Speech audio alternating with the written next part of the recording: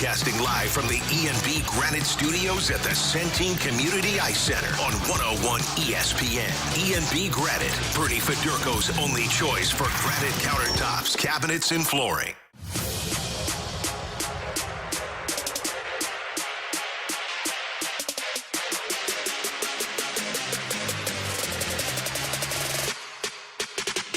Down 2-0. Thomas centers. Bolduc score!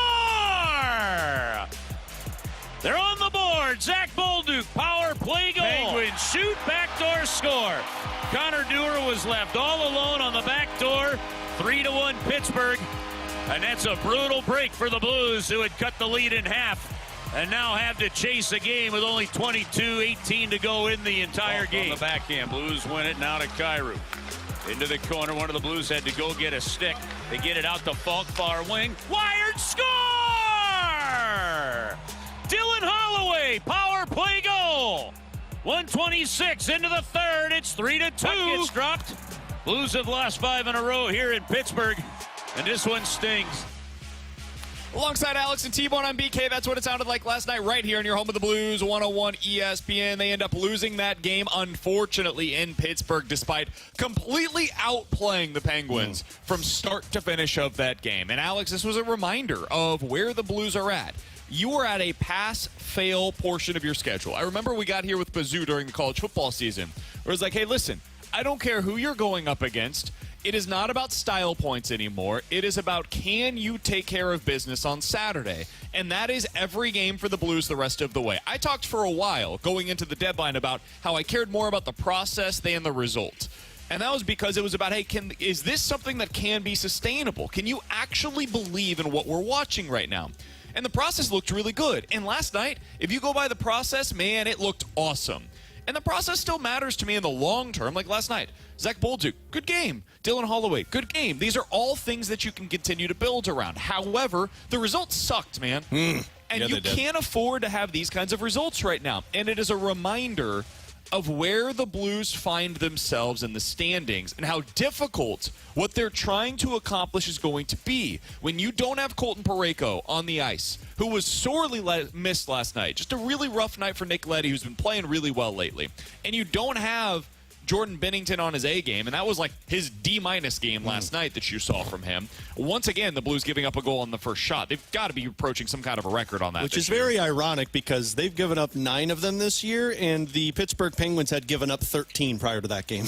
And meanwhile, Tristan Jarry stands on his head for the game. Yeah. Like, it's just one of those games that if you didn't watch the game and you simply looked at the numbers afterwards, and you didn't know what the final score was. You just looked at the shots, the scoring chances, all of the stuff process-wise that should lead to good results. You'd say that was an ass-kicking. The Blues probably won that game like 5-2. Yeah. Instead, they lose 5-3. You end up now, you're basically tied with all these teams that are in the wild card standings, but you've played more games than them. It's a tough place, man. It's a tough place to be as an organization, tough place to be as a team trying to make this playoff push. But that's where you have put yourself based on where you were when Jim Montgomery was hired. Yeah, if it's a tough January. If this game happened 2 months ago, I think we'd be on the air celebrating right now. But there are no more moral wins for this team anymore. There are no more opportunities for you to high five afterwards and say, "Hey, we played a great game, guys." That was 2 months ago. Now you're in the part where the results are impactful, because when you drop a game like this, well, now all of the ground that was made up of those 4 days that you were off with Calgary and Vancouver and them actually giving you an opportunity to jump back into this thing, it falls away from you. Now, does Vancouver or Calgary lose later on tonight when they play Colorado? Does Utah lose versus Seattle? Maybe, and it keeps you in the same position. But you can't afford these types of games. And on one hand, it is a brutal loss, especially for how it went down because you played so well. But on the flip side of this, if I'll be Mr. Optimism and live longer in my life, I think games like this are good for the Blues in the long run. Because if you get to the end of the season and you miss the playoffs by 2 points, you look back on a game like this and you say, you know what? We shouldn't have let that one get away from us. So when you're saying long run, you mean like the next 5 years? Yes. Okay. And what I mean by that also with the long run is the next 5 years, you look back and you say, if we don't play poorly in the first 2 months of the season, we aren't in this position. So, like, short term, it sucks because the playoffs feel a little bit further away from you. Although the good news is everyone around you doesn't really seem like to want to get to the playoffs. So it gives you an opportunity to stay in this. But these are the types of games I would imagine Jim Montgomery and company are going into that locker room saying, guys, everything you did was awesome. We need a couple more saves. You need a couple of more pushes in the forecheck in front of the net with a couple of bouncing opportunities that you just didn't strike on. Otherwise, big picture, these are games that we win. But for right now, we got to focus on taking everything that we just did and carrying it over to the Minnesota game. Yeah, though they played well last night, BK said it. I mean, it was a reminder to me of just how tough this is going to be, right? And I still nobody said it was going to be easy, T-Bone. I still believe they're going to make the playoffs. But last night was one of those games where I looked at it and went, okay, the Penguins haven't been playing well of late. When you look at them, you look at Pittsburgh and you say that's a game that is a pass-fail. And though offensively you played well, like just one little kink in your armor, and you end up losing that hockey game. And that was, hey, your goalie wasn't good enough last night. And that's what it comes down to. And watching that game was a reminder of, this is going to be a lot harder than I expected, because though they have the easiest schedule, I mean, we've seen it in hockey all the time. Sometimes it's puck luck. And Jari did stand on his head. Jari also gave up a lot of juicy rebounds that the Blues just weren't able to get in front of. And also in the third period, that's the part that I think was probably the most frustrating, because Pittsburgh stopped playing in the third period. Pittsburgh opened up that third period and said, we're just going to play defensive hockey. We're going to just loft the puck down the ice. You go back and get it. Come back in. We'll do the same thing to you. Like, they couldn't figure out a way to get a stop. But you're right, T-Bone. Like, the Blues, as great as they played, I think Jim Montgomery said it best. They passed up on about 4 or 5 opportunities to either shoot the puck or they missed out on a couple of bouncing pucks in front of the net. Those are moments that you can't have happen, but they're also moments that you look at and you say, I think long-term, the Blues are going to look at this type of game and say, these are the ones. 2017 is a perfect example of this. They had a lead against Chicago late in the season. They blew the lead, lost in overtime, got 1 point. Fast forward to the last game of the regular season, they played Colorado. They needed 2 points to get into the playoffs. They lost that game, and they missed the playoffs by 1 point. And that 1 point was the Chicago Blackhawks game that you lost. And then from there, what happened? The next season, they go on to win the Stanley Cup. So, the big picture, I think these types of games are learning experiences for the Blues. But in the short term, as a fan, it sucks because the playoffs feel a little further away. 314-399-9646 is the Your Covered Service text line to get involved in the show. You can check us out on YouTube, where the Graveyard Chat is off and running today at youtube.com/101ESPN-STL. Longer than Martin's onboarding process says, let's call it how it is, boys. Binner was awful last night. 100%. Absolutely. There's no way around it. Like, if you guys are coming here to hear Alex, myself, T-Bone, Cape for what Jordan Binnington was last night, you came to the wrong place. We're going to call it like it was. He was terrible yesterday. Now, he's been amazing since that Four Nations tournament. He's been outstanding for the Blues. And last night he had an off night. And this is why it is so difficult to do what the Blues are trying to accomplish. You can't afford off nights. Whether it's your forwards not being able to put the puck in the back of the net and having a low shooting percentage on any given night. You have 40 shots, you end up with 1 goal. That's bad luck. It doesn't mean you necessarily played bad. It's just bad luck, and it's going to happen to the Blues in a game. I don't know when it's going to happen, but it's going to happen down the stretch. They're going to have another game where, whether it's Joel Hofer or Jordan Binnington, they just have an off night. It happens, guys. Over any 12-game stretch in basically Jordan Binnington's career, he had an off game. And that was an off game for him last night. He was terrible. Yep. And Joel Hofer has had some of those, especially lately, where he's just not good and doesn't give you a chance to win. Nick Leddy, he's been great for like a month, and he had a really bad game last night. And when you don't have Colton Parayko to be able to boost it up a little bit, and you have Nick Leddy in that spot, you just got to keep throwing him out there, and he's going to play 20 minutes in any given night. And you're going to have, when he's playing 20 minutes, nights like that, where he gets overexposed and he just has a bad night. So all of this is to say, I like what the Blues are doing. The process looks damn good. Money Puck last night gave them an 80% chance to win. Or excuse me, 90%. It was 90-10 to win. Yeah, I don't know that I've seen that. Yeah, actually, bleep Grant for showing that to me, because it made my night even worse. They call it the deserve to win-o-meter, and I genuinely don't know if I've seen a single other game this year where the Blues had a 90+% chance to be able to win it based on the way that they had performed over the course of the game. And they did last night, and they lost. Yeah. You got to find a way. Now, what that does, and I heard Joey talking about this earlier today on the morning show, what that does, Saturday you got to win. Sunday you got to win. It puts you behind the 8 ball, and it makes these other games. This week you probably needed to win 2 out of 3. You thought you were going to get the one against Pittsburgh. You were going to get the one against Anaheim, and Minnesota was the tough one. Well, now you just put yourself in a really difficult spot. Minnesota's without Kaprizov, so that helps you out a little bit. But that's a good team, man. So we'll see what they're able to do. Back-to-back just became essentially a must-win over the weekend. Yeah, and you're going to need your goalies to steal one of them for you because they're not only back-to-back, but they're back-to-back with travel, and the second of the back-to-back is 2 hours earlier. So, it's not an ideal schedule for the team. Look, I mean, Binnington was not a difference maker in the game last night. But for the well, yeah, I mean, Tristan Jarry was a difference maker in that game. To me, and I'm not making excuses for him, those 4 days off were the worst thing that could happen to Jordan Binnington. Maybe the Blues itself, but they played a pretty good game minus the first 2 minutes that they were slow out of the gate. Binnington, that first goal he gave up, there's nothing to sit there and make an explanation for it. He didn't see it, and he lost track of it. The second goal that was scored, would you like to see your defenseman pursue a little bit more? Yeah, but Binnington was tight in his net there. The third one that was scored, that's a backdoor tap-in. There were breakdowns by the team in front of Jordan Binnington, and I think I saw and I forget who puts it out every game, but they do a measurement of the players in terms of positive for the team and negative for the team, and the 2 worst players were Fowler and Leddy. So when your top pair is having a bad game and your goaltender's not making the stops, that's a recipe for disaster.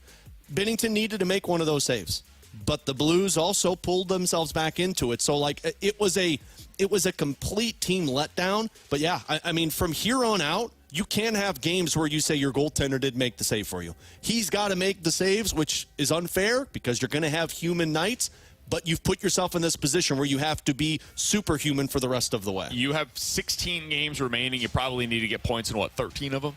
Yeah, I think 13 so. or 14 of them, yeah. And that's what last night did.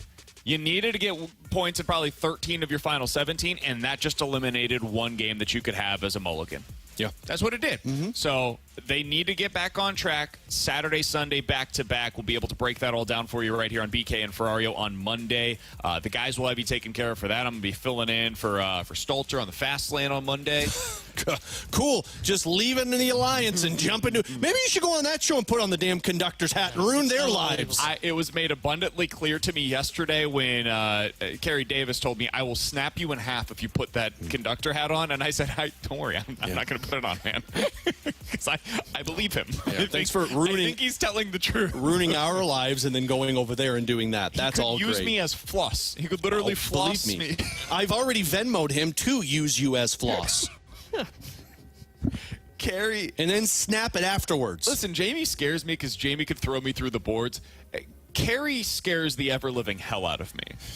I think they both should scare the living hell out. Honestly, Stalter should probably scare the hell out of you. You're gonna be walking on. Stolter's like an older brother for me. He was a mentor for me whenever I got into this business. Did you not have an older brother growing up? Because they could beat the crap out of you. No, for sure. But I feel like Stalter would maybe take it a little easy. No, He'd give me a noogie more than anything else. You don't know brotherly love. Kerry and Jamie would snap me in half. I'm going to send Kerry a Venmo now. I would end up in a pretzel with my foot above my head, and I don't know how it would. I'd like Kerry to do one of those high school wedgies to you, but pull so hard that the boxers rip. Oh, yeah.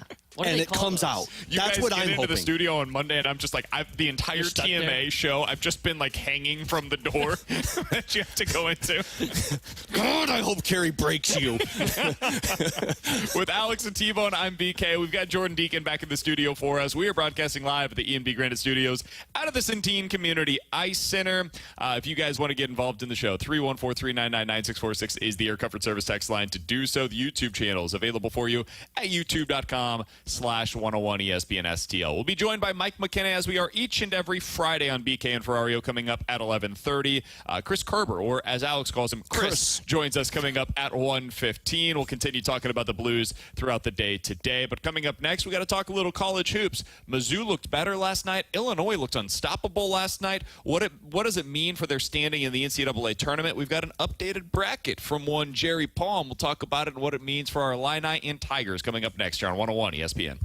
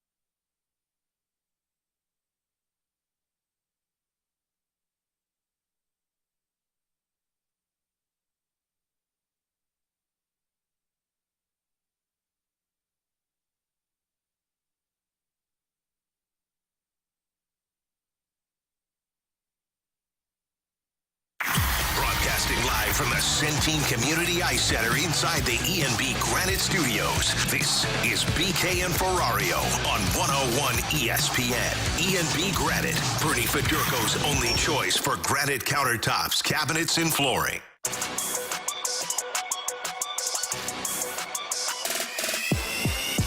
Alongside Alex and T-Bone on BK, it was a good night for the local schools yesterday in college hoops. Mizzou wins 85-73 against Mississippi State. SLU got a much-needed victory. They survive and advance. It's about getting to the A-10 tournament for them. It's not going to be an easy path, but we'll talk about that as we go along here today. And Illinois, big win last night.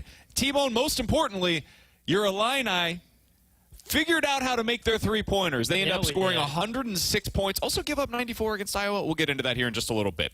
Mizzou was the team that I would say had the biggest questions going into yesterday. Mississippi State's a good team.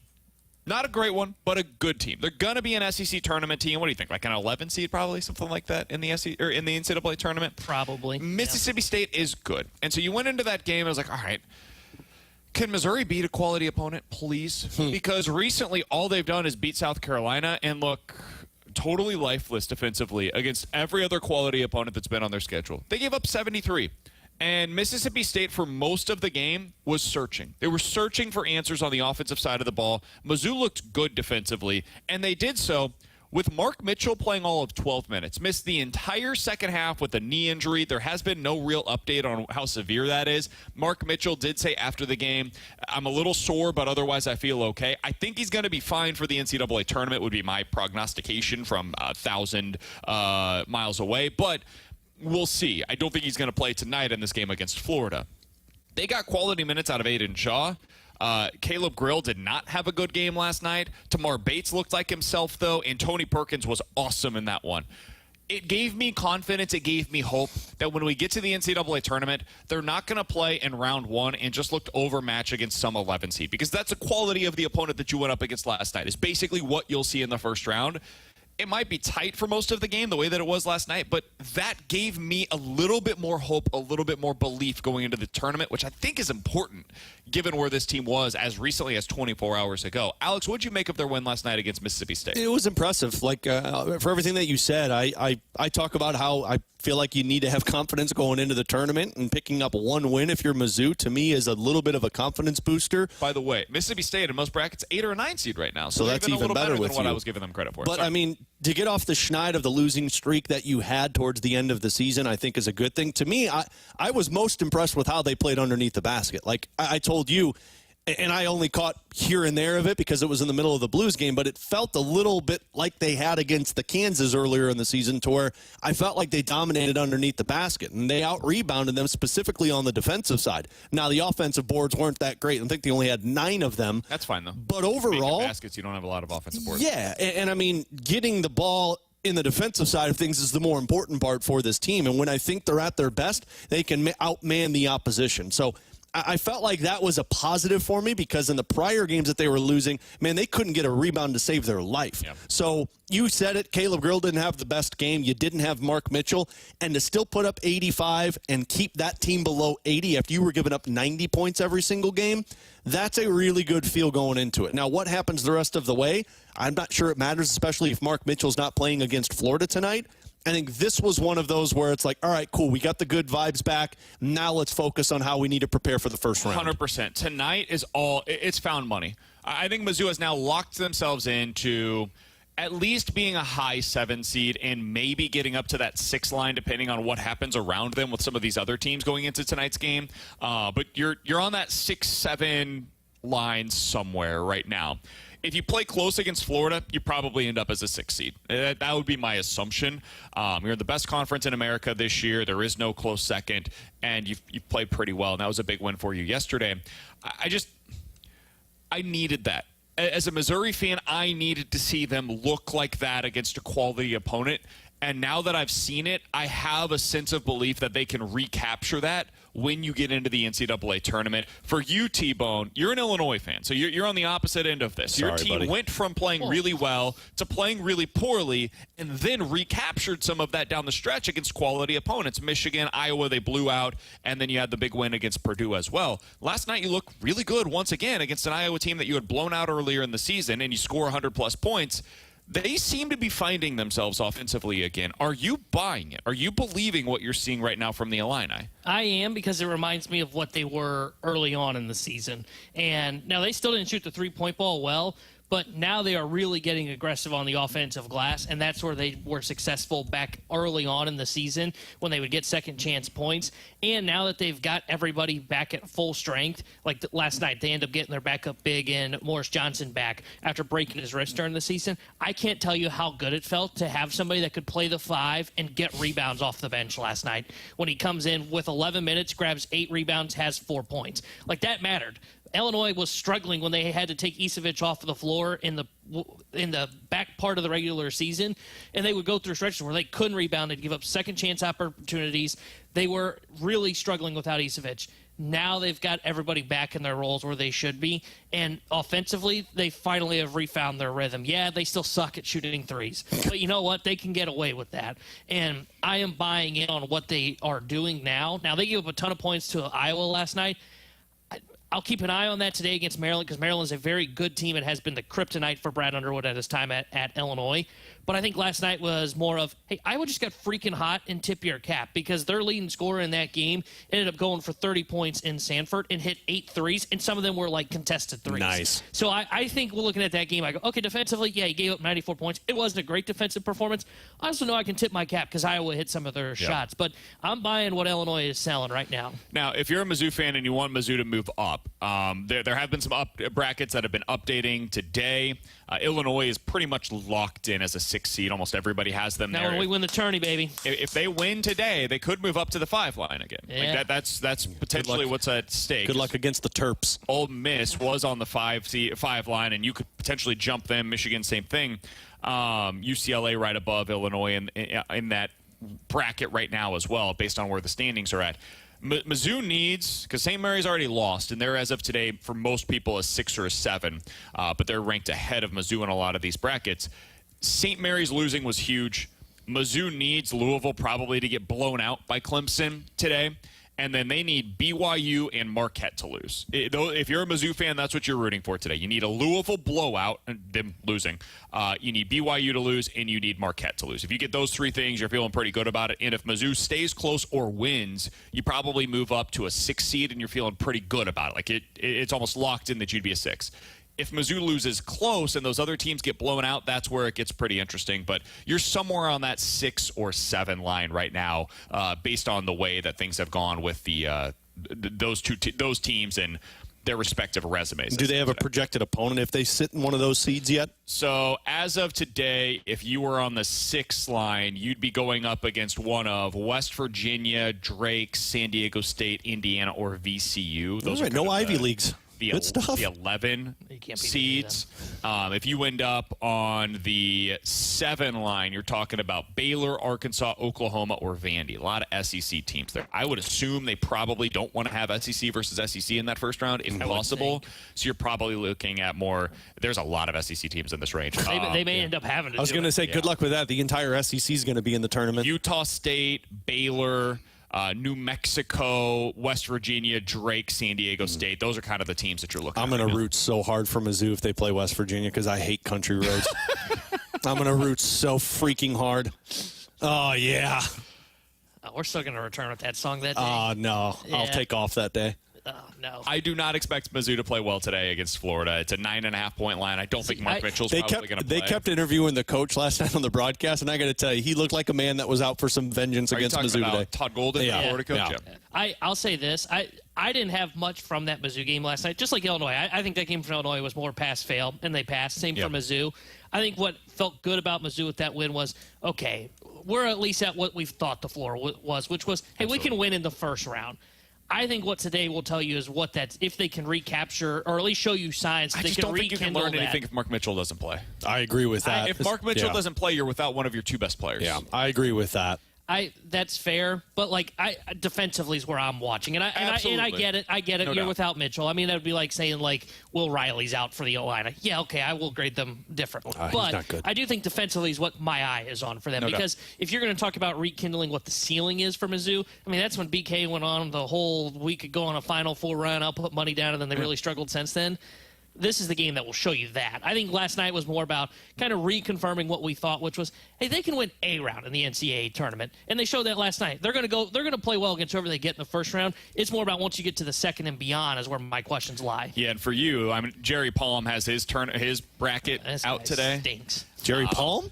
Yeah, Jerry Palm of CBS Sports. What a jerk. I love Jerry He Palm. has his bracket out today, and T-Bone does not like the draw for the Illinois. Oh, that's why you don't like Jerry Palm. I mean, he's probably accurate because we know the committee hates Illinois. It has really gone against you in recent years. Loyola Chicago being our second-round matchup that year with Kofi and Io. Man. That was stupid. Look, man, don't complain about the opponent. Get the job done. No. You're a top team. Look. Get the job done. Just because Iowa got out-coached by Porter Moser in that game. Well, no, Sister Jean. Still ridiculous that we had to play Loyola Chicago in the second round. Sister Jean outlucked you, and that's what you're upset about. So T-Bone is going to be upset about this, but Jerry Palm has Illinois as like a 9 seed going into the tournament. Trash Ridiculous. And he's got them playing against in Auburn's region, so they would have to play Auburn in the second round of the NCAA tournament, which is worst case scenario. I don't know that there's a worse matchup for Illinois than Auburn. You thought this team was an 11 seed 3 weeks ago.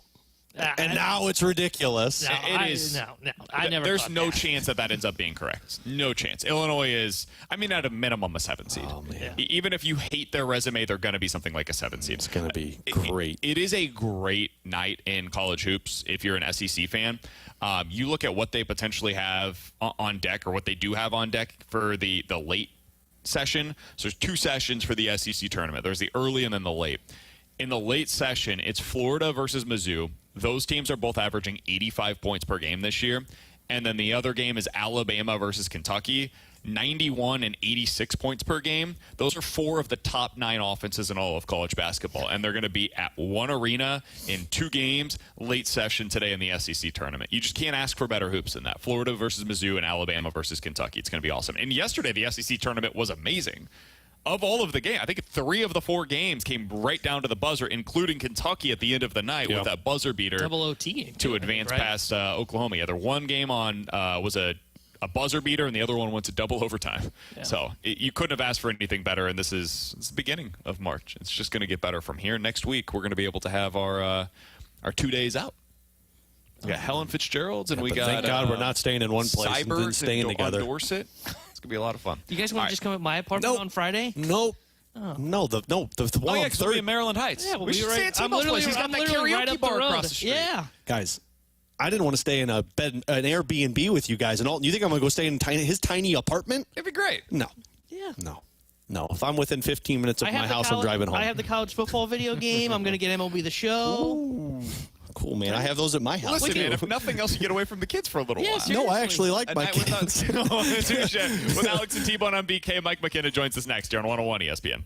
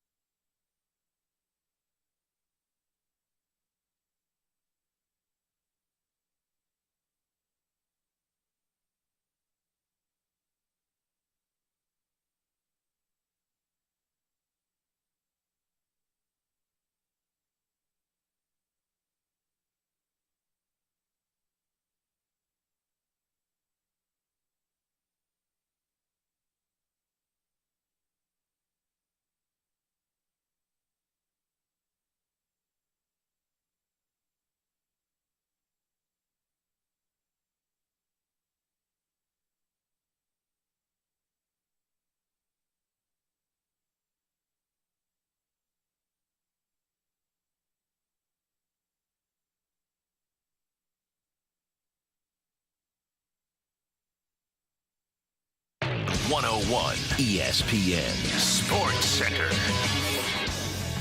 I'm Jordan Deacon. The Sports Center update is driven by Johnny Londoff Chevrolet and Johnny Londoff Autoplex.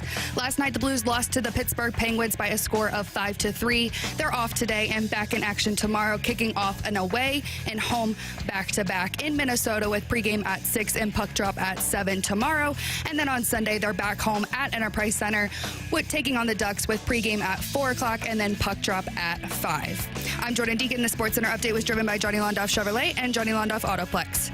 See them at Londoff.com. Chevy, together we drive. Are you kidding me?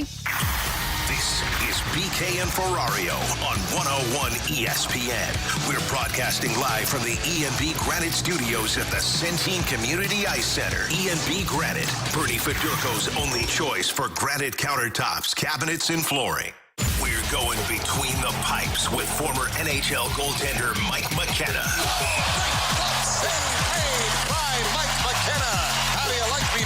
Between the Pipes is refreshed by Macadoodle Spirits, fine wine, beer, and cigars. Now open in Darden Prairie.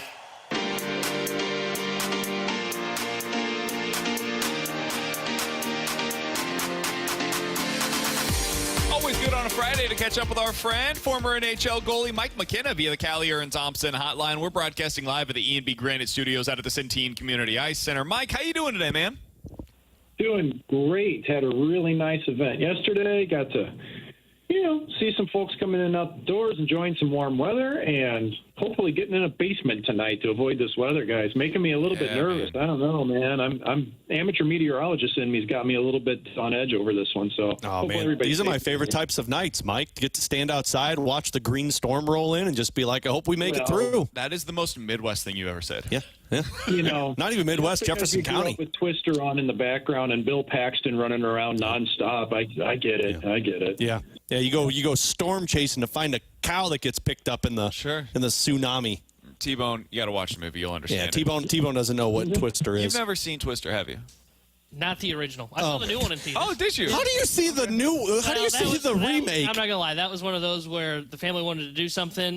I said, "Okay, what do we want to do?" And they went, "We want to watch Twister." I went, "Well, okay." Something better to do probably in this one. Throw your hands up one. and say, "All right." Guess it's quality family time. Boo. The Blues got sucked up into the vortex last night. No, I'm out. Wasn't a great one for them as they end up losing 5-3 on the road against the Pittsburgh Penguins. Mike, they played well. They got goalied, right? Their goalie didn't play particularly well last night, and that's no shot against Benner. He's been great most of the last, month. Had an off night for him, and Jari was pretty solid overall. What'd you make of that performance last night in Pittsburgh? I thought the Blues had a pretty amazing first period. They just couldn't really connect on it. I think positionally, territorially, they were better than Pittsburgh last night. I thought Pittsburgh was pretty sloppy with the puck as well. I mean, the Blues had a couple turnovers, but Pittsburgh really let St. Louis get behind. And the thing about Jari last night is it's funny. He's typically pretty good about rebounds and things, but he was sloppy last night. But the Blues just couldn't quite get to the front and capitalize. It's one of those frustrating games. Like for a goalie with Bennington, like you're cold as can be. He's not seeing any action. Then 2 pucks are by him. You're down 2-0, and you're out shooting a team 3-1. You're just in the back of your head as a goalie. You're like, man, it's one of these nights. Like you just know it, and not much you can do about it. So, yeah, I think it was one of those for sure. I didn't like the first 2 goals on Benner. I'm sure he didn't either. And then, Jari made it stand up towards the end for the Penguins.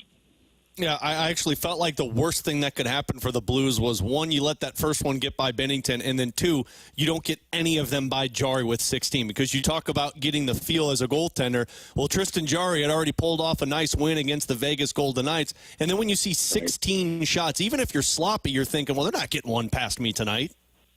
Yeah, and part of that, too, is that the Blues hadn't played in a few days, right? You have 4-day layoff, and you haven't seen any game action as a goaltender, and I can kind of roll through these goals to give a little bit deeper insight here. The first one's a screenshot from the point, and, you look at that, and, well, is he screened? Yeah, but you look at how Graves pulled the puck. He went from the right side of the sight line to the left, and Bennington was just late to get his eyes across the screen in front of him and get it onto that shot. And I've been there before. Sometimes you don't have that same game intensity of finding pucks. And that's what that looked like, and then second goal, he just gets caught kind of guessing on a play. So it just, I could tell that he was a little bit off in tracking. The funny part is he recovered all right. And the fourth goal goes in, that's a deflection. And it looks terrible, though, guys? Like, it looks like Raquel scores, and it's really Rust. Yeah. And I thought it was off of Justin Falk's stick. Yeah, Alex was really mad about that one. Well, and here's the thing. I just don't like, Mike, I don't like when the defensemen stick their sticks out and don't challenge the shooter. They just say, well, I'll put a stick in the way, and that'll work. Yeah, and Nick Leddy had a really rough night, honestly. He was the one player who was kind of like a couple times like, oh, man, just like wasn't his best. But, for Bennington and for Montgomery protected Benner in the post-game presser like any good coach should, right? He said, well, we just needed some time to slow down here, get to the bench, talk. That's why we pulled the goalie. No, he pulled Benner because he thought that goal looked terrible, man. That's the old goalie in me, and I have no idea if that's really what he's thinking, but that, as a goalie, that's what you're thinking. I just got yanked because I allowed a goal that even though it got deflected, it looked terrible. And now I'm out of the game, and we're losing, and I've only faced, 19 shots. So you play enough games, it's water under the bridge. You don't really care, but it does stick in you a little bit as a goalie. You wish you can do better than that, even if you can't, and you're up against the odds that night. Mike McKenna joining us here on BK and Ferrario, as he does each and every Friday. He does so on behalf of Macadoodles. He'll tell you about what they've got going on here in just a little bit. Mike, one of the bright spots last night, and he got promoted up to the top line at one point. He's really been a bright spot over the last few weeks, is Zach Bolduc. In his last 12 games, he has 7 goals. He's a plus 5 on the ice in those 12 games. What have you seen that has opened up Zach Bolduc's offensive game over the last few weeks, Mike? He's been comfortable to shoot the puck first, which is great. He does have a good shot. I see a level of detail to his game that's starting to come forward. Stopping on pucks, stopping in the offensive zone, getting to spots and being there and being ready. Like last night's goal is a great example. It looks like a really simple play that Thomas makes a pass to Bolduc and it's in the net. It looks easy. There was a ton of details that had to go right for that goal to happen. The first of us is Robert Thomas going forehand, backhand to change the geometry and get the puck to Bolduc in the slot. But where did Bolduc go? He gets to middle ice.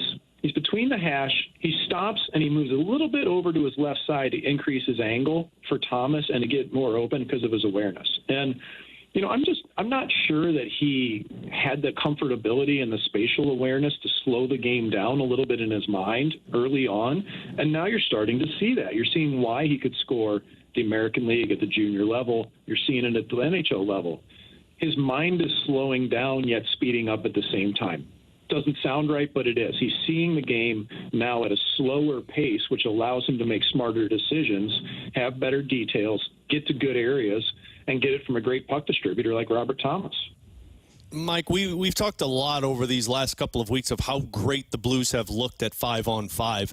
From your perspective, what are they doing that is so successful at 5-on-5?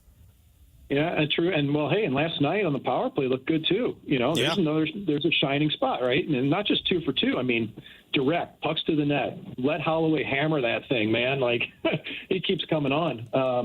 I do think that it's the buy-in to Monty's game. It's knowing that you have to skate. It's knowing that you've got to play as hard defensively to get the puck back as you do offensively. And Jim Montgomery loves an up-tempo game. He loves to stretch the zone. He loves to have players get up ice, but you've got to get back in order to create that layer for your defenseman to move the puck.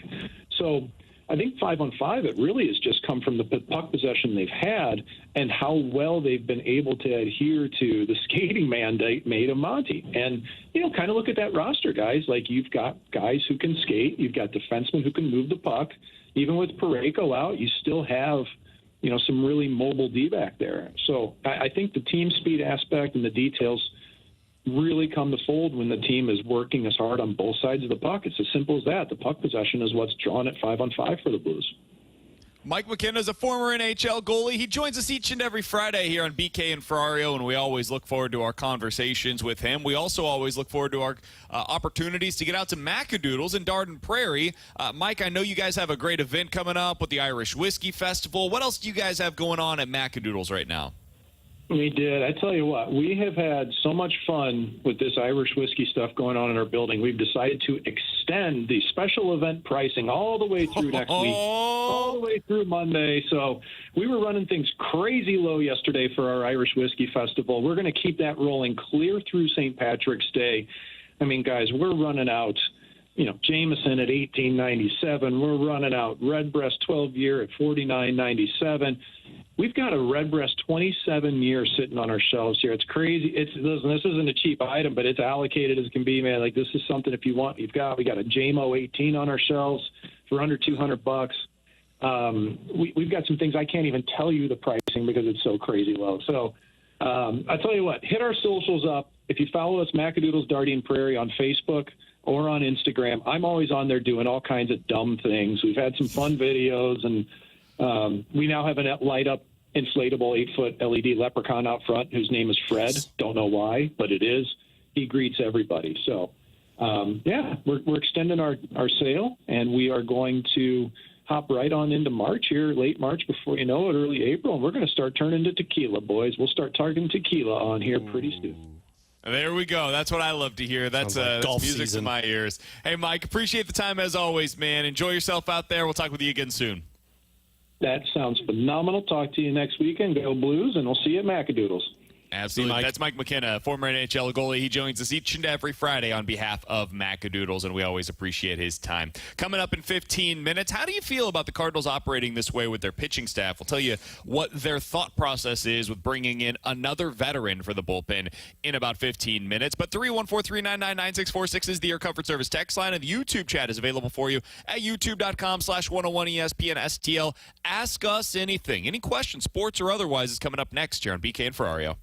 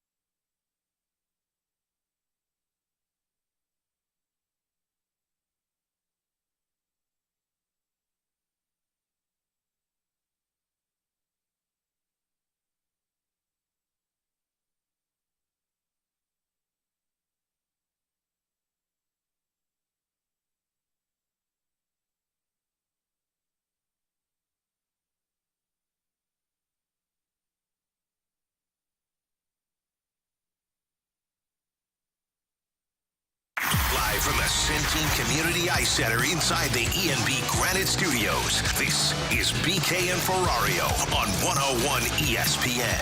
E&B Granite, Bernie Federko's only choice for granite countertops, cabinets, and flooring. You've got questions, we may have the answers.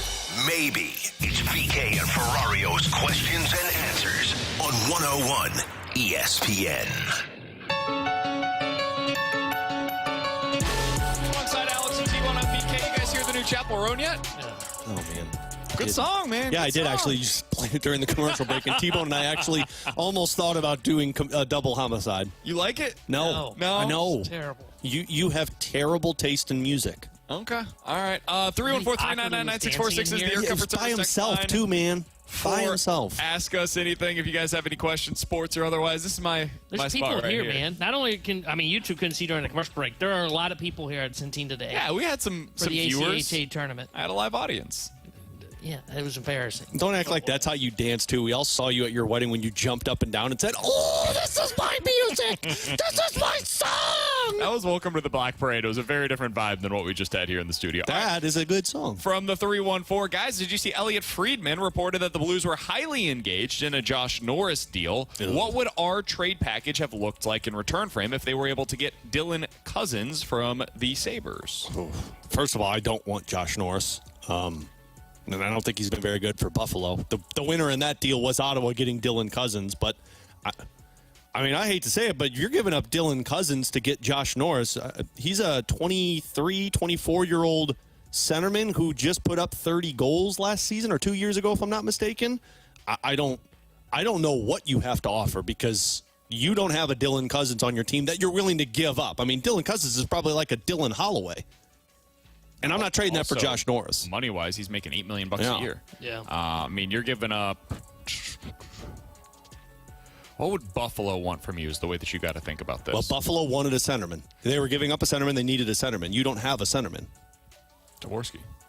They wanted an NHL centerman, though. Dvorsky is basically ready to go. Norris had already put 4 years in and had a 30-goal season. I know, but what I'm saying is that's the only thing that makes sense from the Blues. Yeah. There's nothing else you could get. If that's what they wanted, there's nothing else that you could give that would make sense for them. You're saying Buffalo Well, or Ottawa? Oh, because we're talking about Josh Norris, and Ottawa's not taking Dvorsky. Buffalo might have done that, Sure. but Buffalo, I mean, if I'm Buffalo, I'll keep Dylan Cousins, who's What do you young. think Ottawa wanted?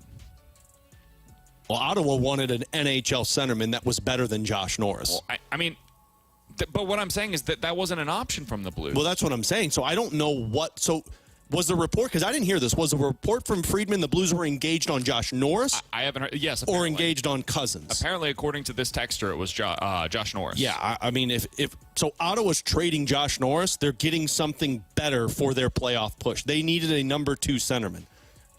Did they offer Braden Shen up? I mean, to me, that's not I don't think he would have gone to Ottawa. I don't think he would have either. So you don't have. What I'm saying is, you don't have a Dylan Do you think Cousins. Dylan Cousins is better than Josh Norris? Yeah, absolutely. I think Josh Norris has had one really good season and has been a underperforming. I think he's a third-line center. And I think that was a bad trade by Buffalo because Dylan Cousins, at least upside, is a number 2 centerman. I mean, I would assume if you were invested in this, based on the cap, maybe it wasn't. Maybe it was like Kyrou. Maybe. But that feels like a really weird trade. Yeah. I mean, part of me wonders if the Blues just called the check in because he is a centerman, and that's what they want. But they probably heard what their offer was and like, no way. Maybe Ottawa's thinking on this was, we will trade him to you, and in that scenario, like it's different trades that are on the table, right? From Buffalo, we can get Dylan Cousins, which is why we go that direction. Maybe he wasn't on the table at the time, and then the Blues were saying, we can do this for a prospect, but you're going to have to retain some of your salary, and we can go with like Dvorsky plus a first-round pick. And maybe it was a three-way trade. Maybe they were involved to where the Blues player was going to Buffalo, Duck Cousins was going to Ottawa, and Norris was coming to St. Louis. was going to Buffalo. I don't know. This is all speculation, but there was nothing that I would have done to get Josh Norris. Like, Josh Norris, to me, was not an upgrade over what you have on your roster right now. All right, 314-399-9646 is the Air Comfort Service text line for Ask Us Anything. Guys, would Tage Thompson be available this summer? And if so, would you be interested if you were the Blues? I think anything's available to the Buffalo Sabres right now because they're just a complete-ish show. I wouldn't be interested in Tage Thompson, which I know sounds crazy because he's got 40-goal potential. I think the style of centerman he is not the style of centerman you need on this team. I think he is just a pure – I think he's what Jordan Kyrou was 2 years ago. He's all offensively inclined and not worried about the other side of the ice. And think of what McKenna just told us. Jim Montgomery's style is if you're going to go into the offensive zone, you better get your ass back on the defensive side. Yeah, I have zero interest. I don't know if I'm not at zero. I depending on what it would take, I would have some interest. I mean, you are talking about a guy that Tage Thompson makes almost $8 million a year. Yeah, I think in the right scenario, I would have interest in him because I think he's an offensive-minded second-line center. That I think he's a losing hockey player. I do too. I think he's worse than Thomas because he's in Buffalo. No, right? I think I say that because he plays no defense. Well, and I also think Tage Thompson is not going to be the guy that just becomes second fiddle to Robert Thomas. He comes and expects to be the number one centerman, and you're just not a number one centerman. Yeah. Well, I don't think he's number one centerman across the board for a lot of teams. Yeah. And that's where it would be one of those where you'd have to know that he's willing to accept the role that he's coming into. I wouldn't say I'm at zero. Like, I'm not in favor of the move, but I think there's a path to where I was just going to do this to go down the list. Would you trade Kyrou for Tage Thompson? No. Yeah, I'm good. And if I'm not trading Kyrou for Tage Thompson, there's nobody on this team I'm trading for. No. I would probably do that one because I think you're getting worse defensively though. Yeah. Yeah, but I know I'm getting younger and I'm getting more. I'm getting a locked-in number 2 center. Yeah, I think that is locked in for 30 goals. I think that would be the one thing that I think Tage Thompson. Buffalo would do that. I think Tage Thompson drags your team down rather than lifts them up, and that'd be my concern. In 15 minutes, we're going to dive into some NFL quick hitters. 314-399-9646 is the Air Comfort Service text line to get involved in the show. Coming up next, how do we feel about the Cardinals operating this way with their pitching staff? There was an interesting answer yesterday from Ollie Marmol when asked about their decision to go out there and add a veteran to the bullpen and that potentially blocking an opportunity for a young player in a season where it's supposed to be all about giving young players opportunities. How do we feel about this? We'll talk about it next year on 101 ESPN.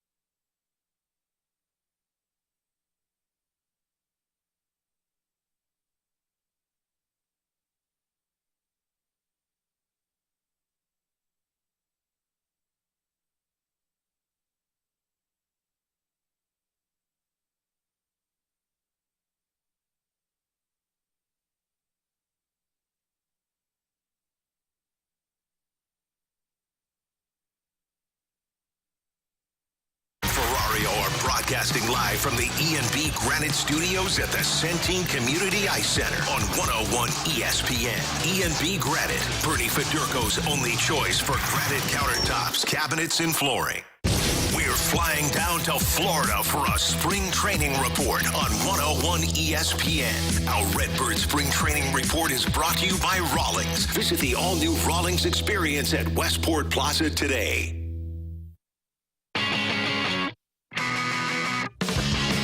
Alongside Alex and T-Bone, I'm BK. Jordan Deacon back in the studio for us today as we're broadcasting live at the E&B Granite Studios out of the Centene Community Ice Center. So this season for the Cardinals is supposed to be all about opportunity for young players. They call it the runway that they have, which... God, we have another nickname for this season?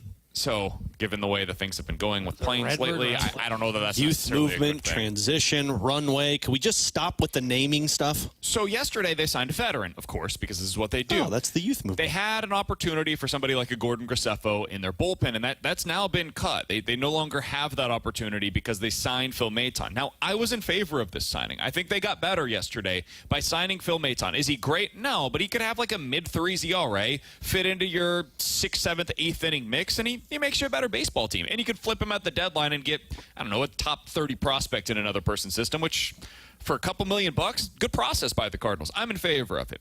But some have been wondering, especially given what's going on in their rotation right now, where they're blocking spots for young players with veterans, and now you do the same thing in the bullpen. Is this really the right way to approach a season where it's supposed to be about the young players? Well, this was Ollie Marmol's response to those critiques via Derek Gould's story earlier today. This comes from Ollie Marmol. Quote, the way we're looking at it and the way that I'm looking at it is this. You think about how many pitchers are used throughout the course of a year, right? In 2024, so last season, you had 855 pitchers appear in the league. You divide that by 30 for the number of clubs that exist, and that's about 29 pitchers per team over the course of the season. T-Bone, you said they used 24 last year? I think that's Cardinals what it was, did? yeah. So, I continue with Ollie Marmol's quote. You need to have that depth. Yes, you want to give opportunities to young guys. That's a big part of what we're trying to accomplish. But what you also don't want to have happen is for somebody to be at the big league level when they're not ready for it. That could actually hinder their development. Phil Maton gives you that extra layer of depth in the bullpen. This depth piece will allow us not only to not have to tap into young guys that we don't want to early on in the season, we now have more flexibility in that bullpen.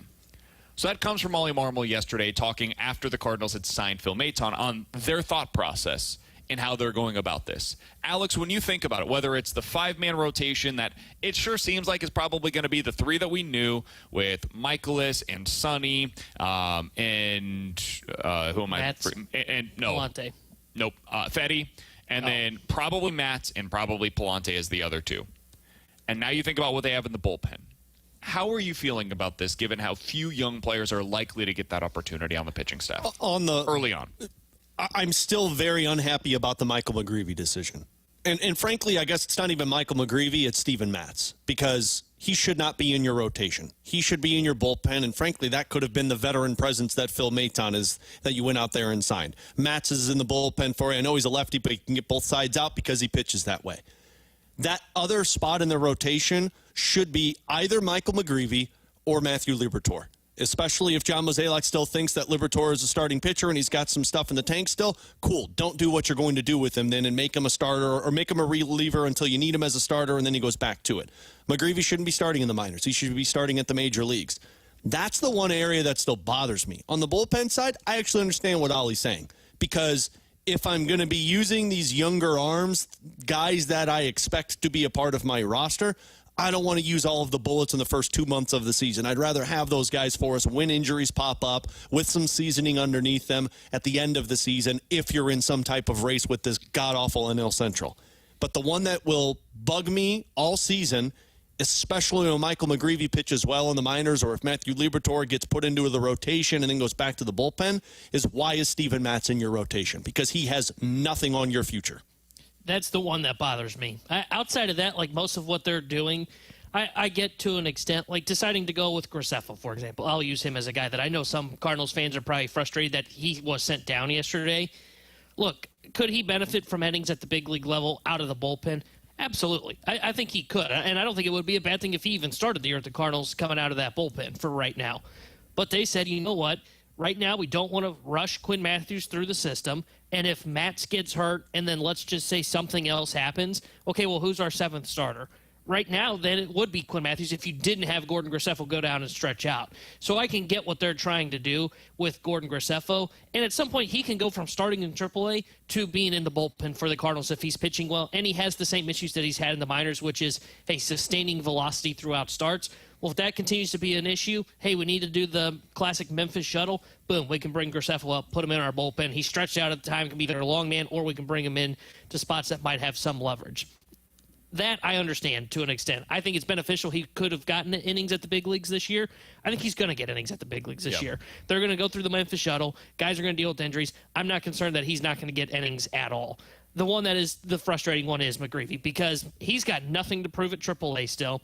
If you still believe Graceffo is a starter, he's got stuff to prove. So that one makes sense.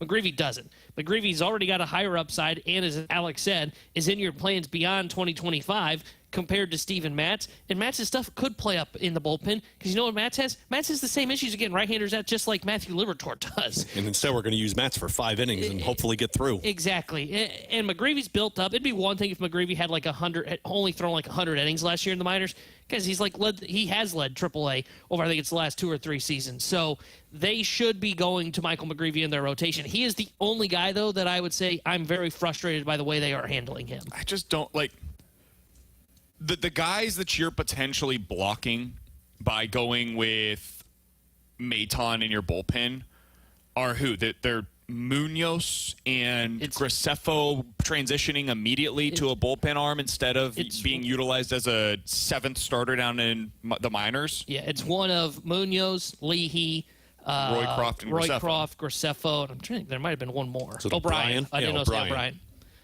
And frankly, I'd like to see more of O'Brien and Roycroft because those guys have shown upside. Sure. And they showed it to you last year. Now, I know O'Brien was hurt. The truth is you're going to see all of them. Yeah. Like, that's why I don't care the bullpen. As the shuttle between Memphis and St. Louis, where you're going to get Roycroft, Leahy, Munoz, and O'Brien. Those are going to be your 4 guys for 2 spots in the bullpen. That's where the flexibility comes from. I've got no problem with that, man. But see, the issue that I have is you signed Maton to what Steven Matz could have just been. Matz could have been that guy in your bullpen for you. See, I disagree. If Matz was going to the bullpen, the likelihood is that Liberatore would have been the one that goes into your rotation. So they just flip spots. It doesn't actually affect the Maton spot at all. Yeah. Or they would have sent Libby down. Because it's a left-handed reliever versus a right-handed reliever. They're used in completely different roles and completely different situations. I think that the Maton signing had nothing to do with Matz or Liberatore and everything to do with those guys that we just mentioned. Roycroft, Leahy, Munoz, Graceffo, and O'Brien. And those 5 arms are the ones that are affected. And, Roycroft might not be here next year. Munoz probably won't be here next year. Leahy, I have no clue if he's going to be here next year. O'Brien, better start throwing strikes or he's not going to be here next year. Graceffo's the one guy out of that group that has a clear and obvious role with this team, not just for right now, but for the foreseeable future. And if they think there's still a 10% chance that he can be a starting pitcher that ends up in the middle of your rotation moving forward, dude, going back down to AAA and learning about that, there's nothing wrong with it. You can always transition to be a bullpen arm. All the bullpen arms in the majors, for the most part, are failed starters. Yeah. They eventually, they ran out of runway, and it was, okay, it's time to put them into the bullpen. You're not at that time now because of the Maton signing of being desperate. So it allows you to get a little bit more answers on Graceffo, and let's see if he can stay healthy throughout the course of the season. If the answer is no, fine. And you can transition him to the bullpen, and he takes the spot of one of Roycroft, Leahy, Munoz, or O'Brien. But for right now, I'm cool with them doing this. I agree with you guys. McGreevy's the one spot that annoys me. I still think you probably should have tried him in the rotation, but the truth is, Matz is probably going to get hurt at a certain point in time, and they're going to replace him with Michael McGreevy. Yeah, but then what's going to happen is Matz is going to go into the bullpen for you when he comes back because they'll slow play it. It's the same story we've done for the last 2 years, which is why just put McGreevy in the rotation to start the season off. And maybe that's why the Maton thing's more frustrating. It's not Matz to the bullpen and Liberatore goes to your rotation. It's Matz to the bullpen and McGreevy is in your rotation. Yeah, I don't know. Maybe I'm reading into this wrong. So I'm curious your guys' thought. if you want to be upset at Maton, I hate to tell you this. I think if it wasn't Maton, it was probably Nick Anderson that was getting that spot because Mo wants a veteran bullpen arm. And I think what we saw in spring training now, and I think if he made the roster, I think it was $1.1 million. Maton got $2 million. But I think what you saw was, if you look at Anderson's numbers, I think he's given up a run in, I think it's 4 of his 6 outings or 5 of his 7 outings this spring. He hasn't been good. They said, hey, we're going to go with a bounce-back candidate here.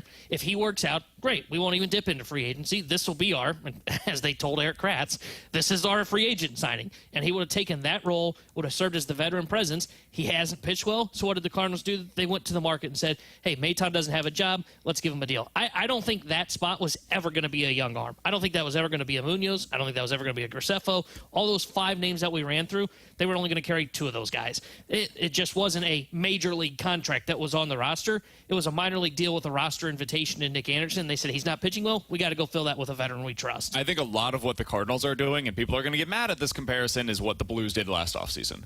And I'm not talking about the offer sheets. I'm talking about going out and acquiring Matthew Joseph and acquiring Alexander Texier and bringing back Sonny and adding Roddick Foxa.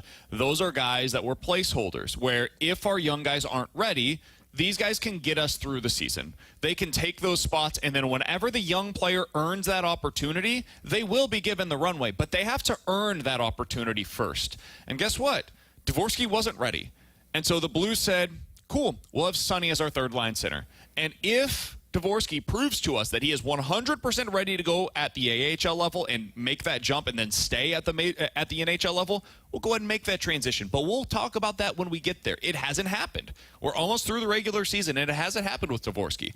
Zach Bolduc, there's a piece earlier today, I think it was JR's piece over in The Athletic. 10 of the first 49 games, he was up in the press box while Alexander Texier and Matthew Joseph played. 10 of the first 49. That is basically 25% of the first half of the season. He was a healthy scratch for the Blues. And now he looks like one of your best players, and last night he was on the top line while Jake Neighbors had a tough one for him. So the comparison there is Michael McGreevy is, for the Cardinals, what Dalibor Dvorsky was for the Blues. Now, if you wanted to push back on that, it's not hard to do. Dvorsky had never gotten NHL-level opportunities, whereas Michael McGreevy got some last year and showed the ability. Yeah, I think McGreevy is more like a Bolduc, where you've seen it, and then you say, you know what? That's totally fair. So Bolduc would probably be the better comparison there, and then Bolduc had to earn his way to be an everyday role for the Blues, and I think that's what they're hoping for with McGreevy. Go down there, when you're given your opportunity at the major league level, which is going to happen. I don't know when. It might be May 1st, might be June 1st. But when that happens, take it and run with it and never give it back. I think that's what the Cardinals are hoping for. Yeah, and I think they're doing the same. To your point about Dvorsky, I think Quinn Matthews is your Dvorsky, where it's like, hey, you're not ready for it yet. We don't want to put you in this situation because we don't know where we're at. Go down, just as Doug Armstrong said, make sure your head is where your feet are at. Focus on it, and when we call you up, you'll be up and be up here for good. I think that's exactly right. Yeah. And I'm fine with that, especially for what the last few years have been of trying to get these pitchers up here and trying to get it to work, and it doesn't work. Slow play this thing because you're going to need them 4 years from now rather than right now where you're not expected to make the playoffs. I think it's twofold. It's one, making sure that you're not rushing these pitchers the way that you have in previous seasons where you've got to get them up because you don't have the answers at the major league level. I think that's part of it. I think the other part of it, and you can disagree with this one, and I think this is the fair critique, is they're trying to win in April. They want to win to give themselves the opportunity to be in it as they get further along into the season and, frankly, to get you to go to the ballpark. Those two things go hand in hand, right? If you've got a winning product, fans are more likely to go to the stadium, which brings in more revenue, which helps you moving forward. So as an organization, I think that's part of what their thought process is here as well. All right, in 15 minutes, we're going to get back to college basketball. There's really no way to fix this, but a former Illinois basketball player was put into the spotlight this year, and he did not respond well to it. It's just one of many players that have had this kind of an experience. We'll talk about that in 15 minutes. But coming up next, NFL Quick Hitters here on BK and Ferrario.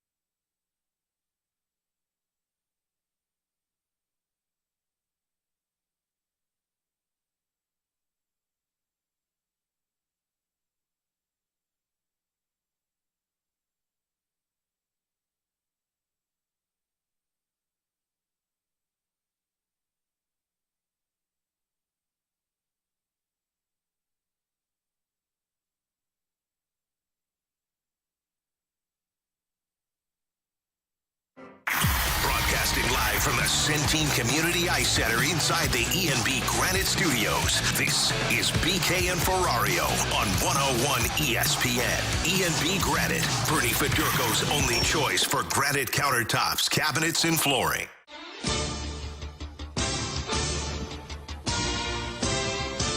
All right, let's get into NFL quick hitters. Alex, we are going to begin today with the big news in the league, which remains Aaron Rodgers. Who could have seen this one coming? He's dragging his feet on making a decision. A Pittsburgh Steelers reporter said on radio in Pittsburgh that his educated guess is that Aaron Rodgers will sign with the Steelers.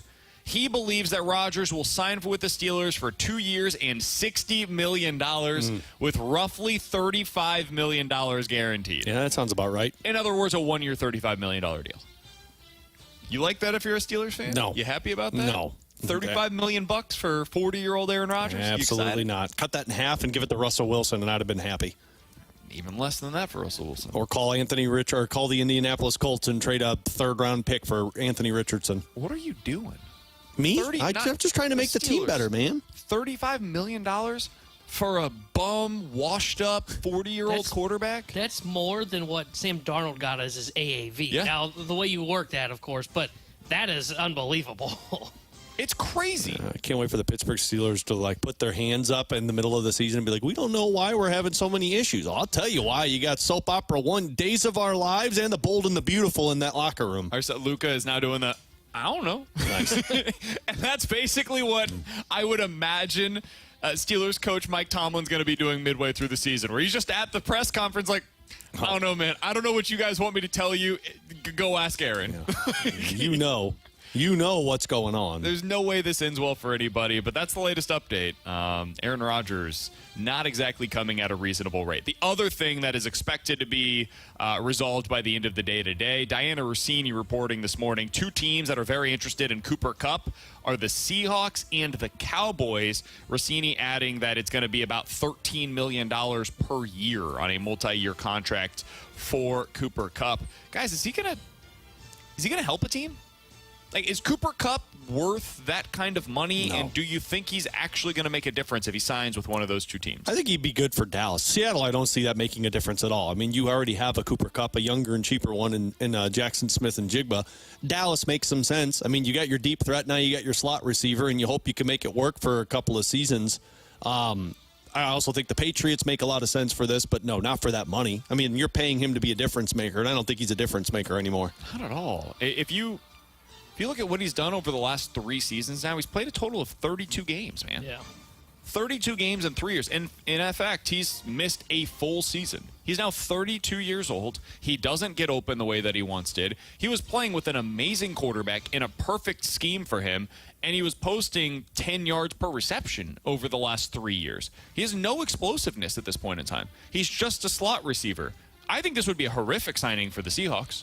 You're taking Jackson Smith and Jigba out of the slot to put Cooper Kupp into the slot in a role that Jackson Smith and Jigba really thrived in last year. He should be your new go-to number one guy out of the slot. Yeah. Making him move for an older version of Cooper Kupp that doesn't stay healthy doesn't make any sense to me. Yeah, and you're doing that because you traded away DK Metcalf so that you can go sign Sam Darnold. This doesn't make any sense. I agree with you, Alex.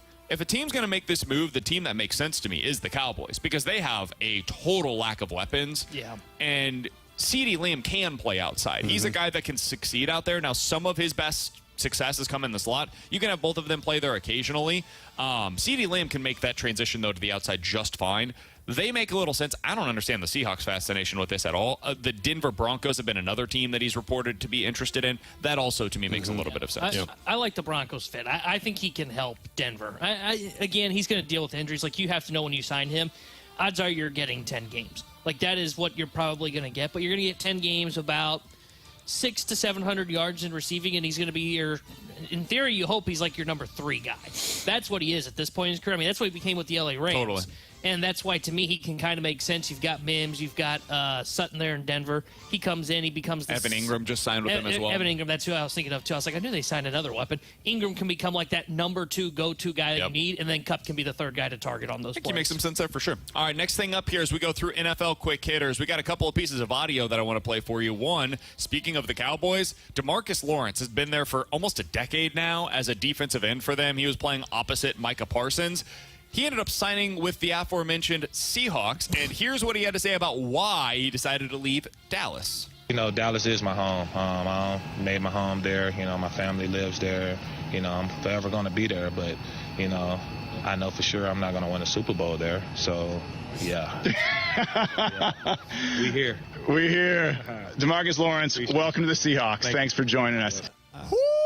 I know for sure I'm never going to win a Super Bowl there, so yeah, I'm going to Seattle. I mean, DeMarcus, I love the trash talk. Don't get me wrong, man. Like, trash talk the Cowboys all you want, but you're really going to make that statement in your welcome to the Seattle Seahawks thinking like I'm going to win a Super Bowl here? You know what they just did this offseason, right? Like, if he said that when he signed with the Bills, I'd be like, yeah, that makes sense. I'm never going to win a Super Bowl there. That's why I'm here in Seattle. Cool. I loved it, though. I mean, he's not wrong. Like, the Cowboys never make moves to be a Super Bowl contender. And, I mean, I just wouldn't have signed in Seattle if I'm him. Micah Parsons responded to this on Twitter, quote tweeted the video and said, "This is what rejection and envy look like. This is some clown bleep," with a clown emoji. DeMarcus Lawrence, of course, responded to that. "Calling me a clown won't change the fact that I told you the truth. Maybe if you spent less time tweeting and more time winning, I wouldn't have left." Devil emoji. God, I love it. Oh, I love it so much. We need more of this in professional sports, please. More honest comments, more honest reactions. Yeah, I agree with you, Alex. If you wanted to win a Super Bowl, probably don't sign with a team that just added Sam Darnold as their starting quarterback. However, I do not care. It doesn't matter if it's actually truthful. It doesn't matter if it's actually something that, makes sense to all of us on the outside looking in. Talk trash. It's fun. I love it. It's better for the sport. It makes everything more enjoyable. And this is some great trash talk going back and forth between Micah Parsons and DeMarcus Lawrence. Yeah, I enjoy all of it. I think every sport should look at this and be like, we need more of this. The funny thing is like these guys are talking Super Bowl. I'm here sitting going, which one of them has a better chance to make the playoffs? I'm not even sure. Well, I'd say Dallas because they got a quarterback. I don't know if I feel great about saying Dallas makes it. Really similar spots. Yeah. They got a better quarterback and a better wide receiver option, so I'd say Dallas. Yeah, I think they're pretty similar overall. And I would say the NFC East is a tougher division, so I might even give the edge to Seattle at this point. No. If you're telling me you've got Dak, you've got CeeDee Lamb and Mike Parsons versus Sam Darnold, Jackson Smith and Jigba, and I guess DeMarcus Lawrence, you're going to take Seattle? I would take Seattle because of their overall team. I think their defense is significantly better than what Dallas has to offer. I think they're a little better coached. And I think offensively they can be middle of the pack this year. They've got certainly a better running game. And again, I think some of this comes down to they're in an easier division to be able to have success in because San Francisco has taken a massive step back. Arizona hasn't exactly taken a big step forward based on what they have done thus far in the offseason. I would say Seattle is more likely to win 10 games and make it to the playoffs. All right, last thing that I wanted to get to here in NFL Quick Hitters, Adam Schefter was asked the other day about what he's hearing on the NFL draft, and he immediately went to the number 1 overall selection. Zero chance that Cam Ward is going to make it to the Giants at 3. Just not going to happen. So I expect that Cam Ward will be the number 1 pick in the draft, whether that's Tennessee or Cleveland or the New York Giants making that pick. It sure sounds like Cam Ward, former Miami quarterback, is likely to be the number 1 overall selection. He sounded definitive about it. He's going to be the number 1 overall pick. It's a matter of who selects him. If you guys were in the Titans' shoes and you get to make that decision, because the first thing you get to do is, do we want to take Cam Ward? Like, is this the best thing for us? Or do we want to trade this for a haul of draft picks? What would be your plan going into this year's draft? Would you want to take Cam Ward, or are you trying to build this thing up before you get that quarterback and plop him in there? I think you have too many holes if you're Tennessee, so I would trade the draft pick and get a mass in return and then focus on quarterback when I get closer to having a core in place that can compete, because I don't think you're a quarterback away from being a good team. So I would, and I don't know if Cam Ward is that savior that's going to be for the Tennessee Titans. So I would trade it for more picks and just start bulking up everywhere and then focus on a future quarterback class to go get the franchise guy.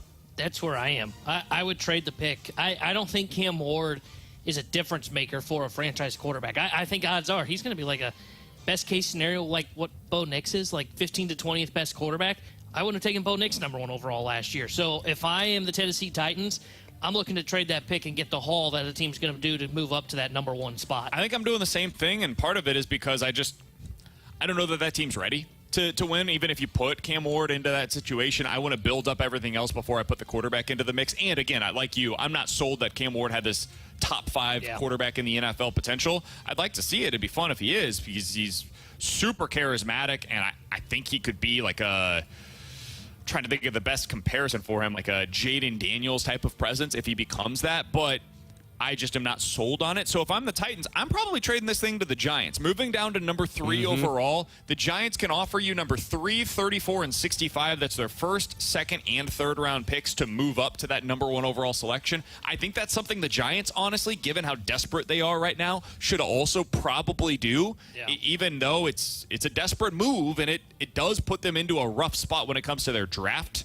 availability. But if you're the Titans, now I have number 3 overall. I have number 34 and 35 overall. And then in the third round, I'm picking at 65 as well. I'm feeling pretty good about that. The Titans don't have their third round pick because they traded it last year for L'Jarius Sneed. So I think that's probably what I'd be doing if I was in their shoes. Pick up the draft haul, and then I might even move down from number 3 as well and see what's available for me at 5 or 6 if you have an opportunity to do so. I think if it's Abdul Carter, maybe Travis Hunter. If those 2 guys are, well, one of those 2 would definitely be there at that point. I think I would probably take one of those 2 guys then. There you go. Yeah, because one of them would be there. Yeah. In the event that the Giants are moving up to take Cam Ward. Yeah, I think I would still hold it at 3. It depends on how you feel about Travis Hunter. Like if you view he's more of a cornerback long term, then maybe I would trade out of it. Yeah, that's what the 618 says. If you guys think that he is the guy, you have to take him. Look at what Daniels did for Washington. Totally agree. It all depends on your evaluation of who Cam Ward is and what he's going to be in the NFL. Yeah. With Tanner Hendrickson and Alex Ferrario, I'm Brandon Kiley. Coming up next, there's no way to fix this, in my opinion, but college basketball players are in a really toxic situation right now. And a couple of nights ago, a former Illinois Fighting Illini had that on full display in his post-game press availability. We'll let you hear that, and we'll get T-Bone's reaction to it next here on 101 ESPN.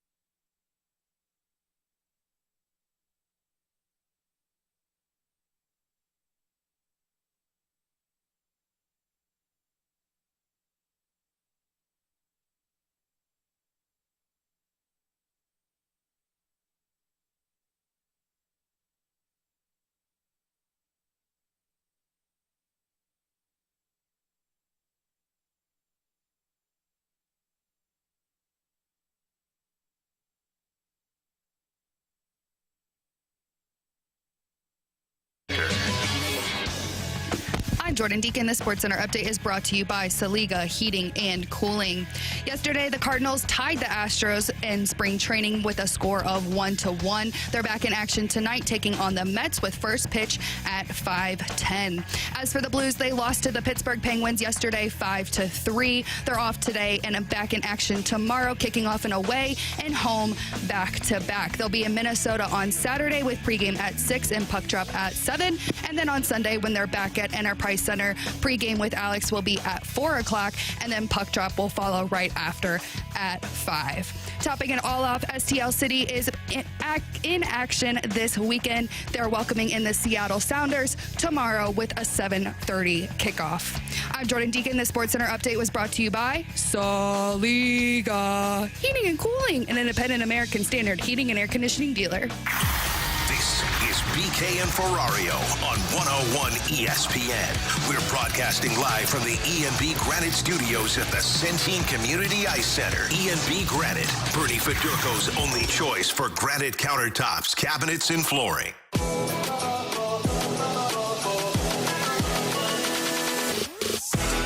Hawkins has a pretty decent life in some respects. He earned $2 million this year in NIL. He's a really good college basketball player, probably going to become an NBA player, although maybe not what he was projected to be when he got to Illinois. With Tanner Hendrickson and Alex Ferrario, I'm Brandon Kiley. Coleman Hawkins is on T-Bone's you-know-what list. He doesn't like him because he left the Illini this offseason, said he wasn't going to. He's going to put his name into the NBA draft waters and then probably come back to Illinois if he didn't get the response back from scouts that he was looking for. Well, he did end up coming back to college, but went to the highest bidder, and that resulted in him going to Kansas State. He didn't have the season that he was hoping for, or certainly that they were hoping for.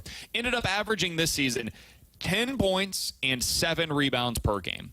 He was not the kind of offensive contributor that Kansas State needed, and now they're going to end up missing the NCAA tournament. They finished 16-17 overall. It was a disastrous season for K-State. Well, their season came to an end the other night, Alex, in the Big 12 tournament, and this is what it sounded like after the game when Coleman Hawkins was asked to recap his season and his situation with the Wildcats. Sorry for crying, but this hurts, but I really wanted to come in and impact the program, and some of the stuff, the outcome obviously wasn't what we wanted, but if someone asks me if I regret coming here, I tell them, I don't regret meeting my team, the coaching staff, the people I met, and my heart just breaks for them because, like I said, they just haven't experienced some of the things I experienced in my career. And same thing for the fans. I feel like I let a lot of people down. And I feel like I did a poor job of letting people talk about me and affect my play. And it was evident all year. And I wish I could just go back and block out everything, not for myself, but for the team, so we could have had a more successful year. But this is a learning lesson for me, and what's the best for the future of this program. All right, so look at that smirk on his face. I think there's a bigger conversation to be had, and I want to have it here in just a moment. T-Bone, put your fan hat on for a minute, though, before we get to that. You already did that, man. You didn't like Coleman Hawkins when he was with Illinois. No. What was it like for you to experience his season this year at K-State? Great. Fantastic. Name the adjective you want. I never enjoyed Coleman Hawkins, watching him at Illinois. Now, he's a good basketball player. Like, I can, even as a fan, I can say that. But he always did things where he was always trash talking on the court. He was always taking bad shots at the wrong time. And then he left Illinois after telling Illinois and kind of putting them in a bind at the beginning of the offseason, saying, hey, I'm going to go to the draft. If I don't come back, if I don't like what I hear, I'm going to come back, which he did, I think, 2 years in a row, if I'm not mistaken. Yep. And then he just left and completely abandoned the program. And you know what? Probably a blessing in disguise for Illinois, but I know Brett Underwood loved having him. I was so glad to see that Kansas State did not get to the NCAA tournament with Coleman Hawkins on that team. I don't know, something about him I just cannot stand. And when he left, I was frustrated. I didn't like the way he handled it, and I'm really glad to not see that he's going to be dancing in March. All right, so that's your fan reaction, and I think there's probably a lot of Illinois fans, and you're not alone in this regard. Like, Mizzou fans have the same reaction about Trevon Brazile. Trevon Brazile was supposed to be a really good player at Mizzou, got his opportunity at Mizzou, and then the first moment that he could leave for Arkansas did so, and really kicked Mizzou at every chance when he walked out the door. And so I think that is our version as Mizzou fans of what you have with Coleman Hawkins. It's a little different because he was only there for a year as opposed to Coleman Hawkins, who spent most of his college career at Illinois and then his final season decided to transfer to K-State. But NIL changes all of this stuff, man. Because now every player has free agency every offseason. They can choose where they want to go. They have no restrictions in this regard. It's free transfers. You can go to 5 schools in 5 years if you really wanted to and make the most money that you can possible every year. And there's some benefit to that, right? If you're a player, I'm always going to the highest bidder. I can be a mercenary. Just, hey, I want to go make $2 million for this team this year, and I'm going to make $3 million for this team. And you always get to up the ante. If you're stuck, like for us with what we do, right? Alex, you and I aren't leaving. Hubbard, the radio, knows that, I would assume. And so, like, I can ask for whatever I want to here. But the best way for me to get the biggest raise possible is to have another place that's bidding for my services. Guess what? I'm not leaving, so I'm never going to have them bid against somebody else. Everybody just veered off the side of the road when you said that. I know. Damn it! The same thing is true in, like, you look at professional sports. Free agency is how you get the biggest bidder. If you're just extending with your own team, well, you don't have anybody else to bid against them, so how are you going to get the biggest contract? So that is the benefit of what is in place now for college athletes. However, there's a downside to this.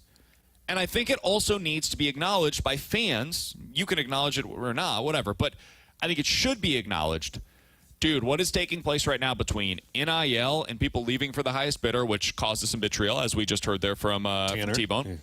Terrible person. From their old school. And it causes, at times, unreasonable expectations from your new school where he's making $2 million, and so you expect him to be a different player than what he's been his entire career, which is a 10 to 12 point per game producer who plays pretty well on both sides of the ball. And needs to be your third best player. And can rebound and give you assists. He's a point forward that doesn't score a ton. That's what you should have expected from Hawkins, and to be honest, he pretty much was that this year for K-State. They didn't have the guys around him that they needed. But he makes $2 million, so you expect him to be a superstar. He's never been that in his entire collegiate career. So unrealistic expectations are placed on him by his new school. And then you add in gambling, which has become more and more prevalent. I don't have a problem with that, but it means that the common basketball fan a lot of the time is now having bets placed on your games, which makes there some more anger because money is involved. And the third thing that's a part of this, in my opinion, is social media.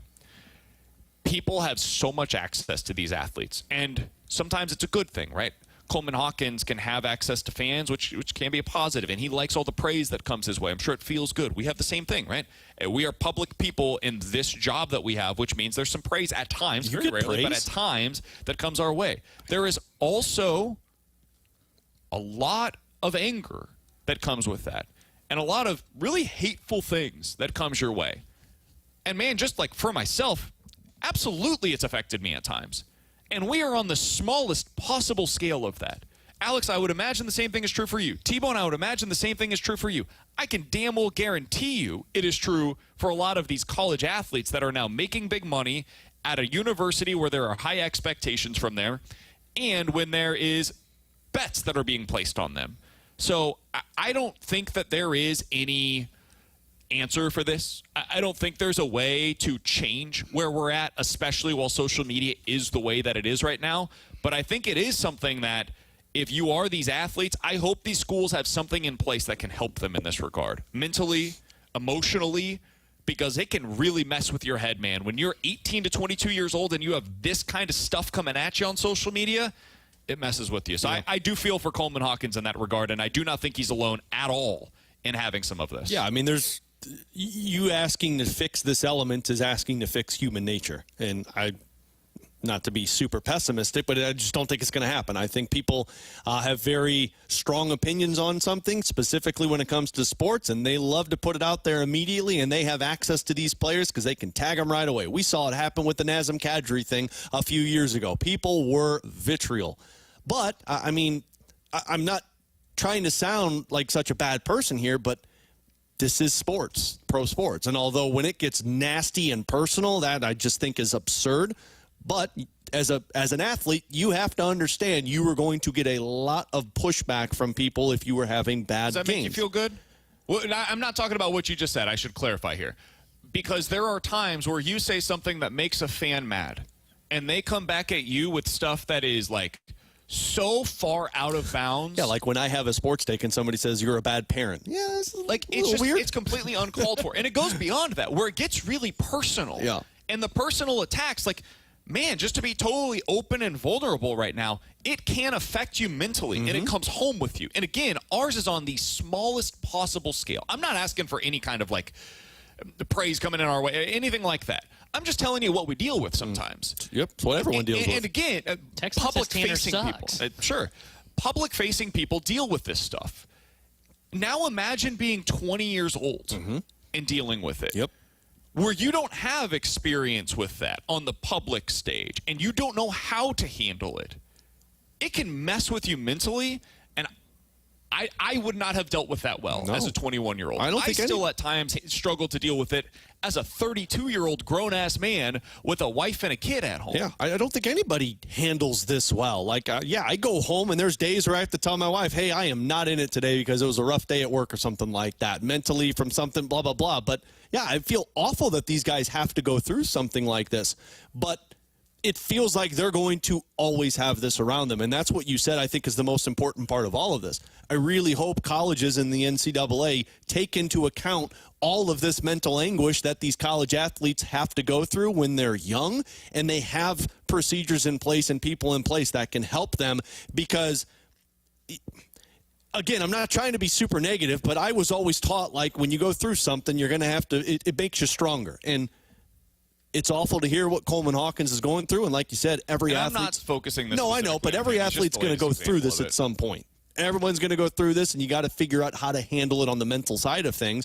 You hope it makes you stronger, but that's where you need the personal help and the professional help outside of it to make sure that you can find a way to power through it. And we got this from the 314. Guys, let's be honest. These kids are mentally weak. Coaches used to say stuff like this every day to their players. Give me a break. My feelings got hurt. Please.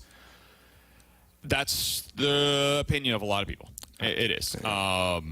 Somebody else said, I think college coaches would be wise to have restrictions on social media during the season. It's just not realistic, guys. Well, and that's what I was going to bring up. It's not realistic. No, it's not. I mean, let's look at some of these NIL. I mean, NIL's really pushed this into the forefront. Well, how do some players get NIL evaluation? It's by their social media, right? I mean, that is what leads to a lot of people, and especially in those smaller sports, like Livy Dunn gets the big NIL deal. Why? Because she's big on social media. Absolutely. So, like, that is what, it's almost a cycle that's created itself, and to an extent, like Coleman Hawkins, using him as the example. Look, I feel for Coleman Hawkins to an extent, right? Like, I don't like him as a basketball player. I didn't enjoy watching him at Illinois. I can also understand what he's going through from the personal side of things, but for Coleman Hawkins, some of this is unfair, right? I mean, you mentioned the $2 million that he got paid in NIL. Like I said, Coleman Hawkins is in the best spot when he was where he was at in Illinois, which was the third best player, probably making the third or second amount on the NIL scale, in which he didn't talk about him. What happens when you leave and decide, hey, it is my time to shine? Okay, well, now you did put the spotlight on you. And to an extent, you kind of lay your own bet into what you're getting into in terms of what you're going to towards the social media side, because though it is a little unfair, these still are college kids. These are now more pro athletes than they are college kids because they are getting paid by these universities. And when you do get to that doesn't make it easier to handle, though. No, it doesn't. No, it doesn't make it mentally easier to handle. It does bring on more pressure. It does bring on more pressure now that we are talking about them as, hey, this is more of a professional business than it is a college sport. And I'm not disagreeing with you. What I'm saying is, like, the next step from there. Everything you just said is totally fair. Somebody else on the text line said, when you get paid big boy money, you take what comes with that. Not saying it's right, just the truth. Absolutely. Totally. When you get paid $2 million, this is part of this is what the money is for, right? Is you have to handle this stuff coming along with it. I just don't know, like, man, 18 to 22-year-olds getting this kind of criticism online and having to deal with that mentally and getting put into some really bad places emotionally and mentally. You can say that's weak or soft or whatever you want to say about it. It's true. These kids are dealing with some stuff, man, mentally, and it messes with you. I don't know how you fix it. I don't think there is a fix to it. But I think we're going to look back on this 15, 20, 25 years down the road, and I think we're going to have a lot of kids that were broken in their time during college. And that, to me, is something that the NCAA, these conferences, they got to figure this out, man. I think some of it might just be as simple as you got to stop making these numbers public. You've got to find a way to keep this stuff under wraps.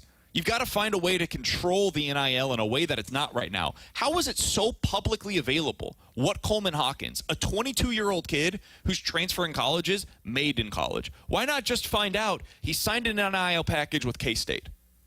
You don't know what the financial terms are. There's no reason for us to know that about a college kid that's going to a public university. But it's out there. It's available for all of us, and it's part of what made the pressure what it was. Because you know, I know, and everybody listening in our audience knows right now, he made $2 million to be a part of that team. So I don't know how it gets fixed. I don't think it's ever going to get fixed. I think it's something that they need to look into, though. Coming up next, we're going to skip the junk drawer today. We went a little long on this. We'll continue our countdown of the 20 most important players for the 2025 Cardinals season with number 12 here on BK and Ferrario.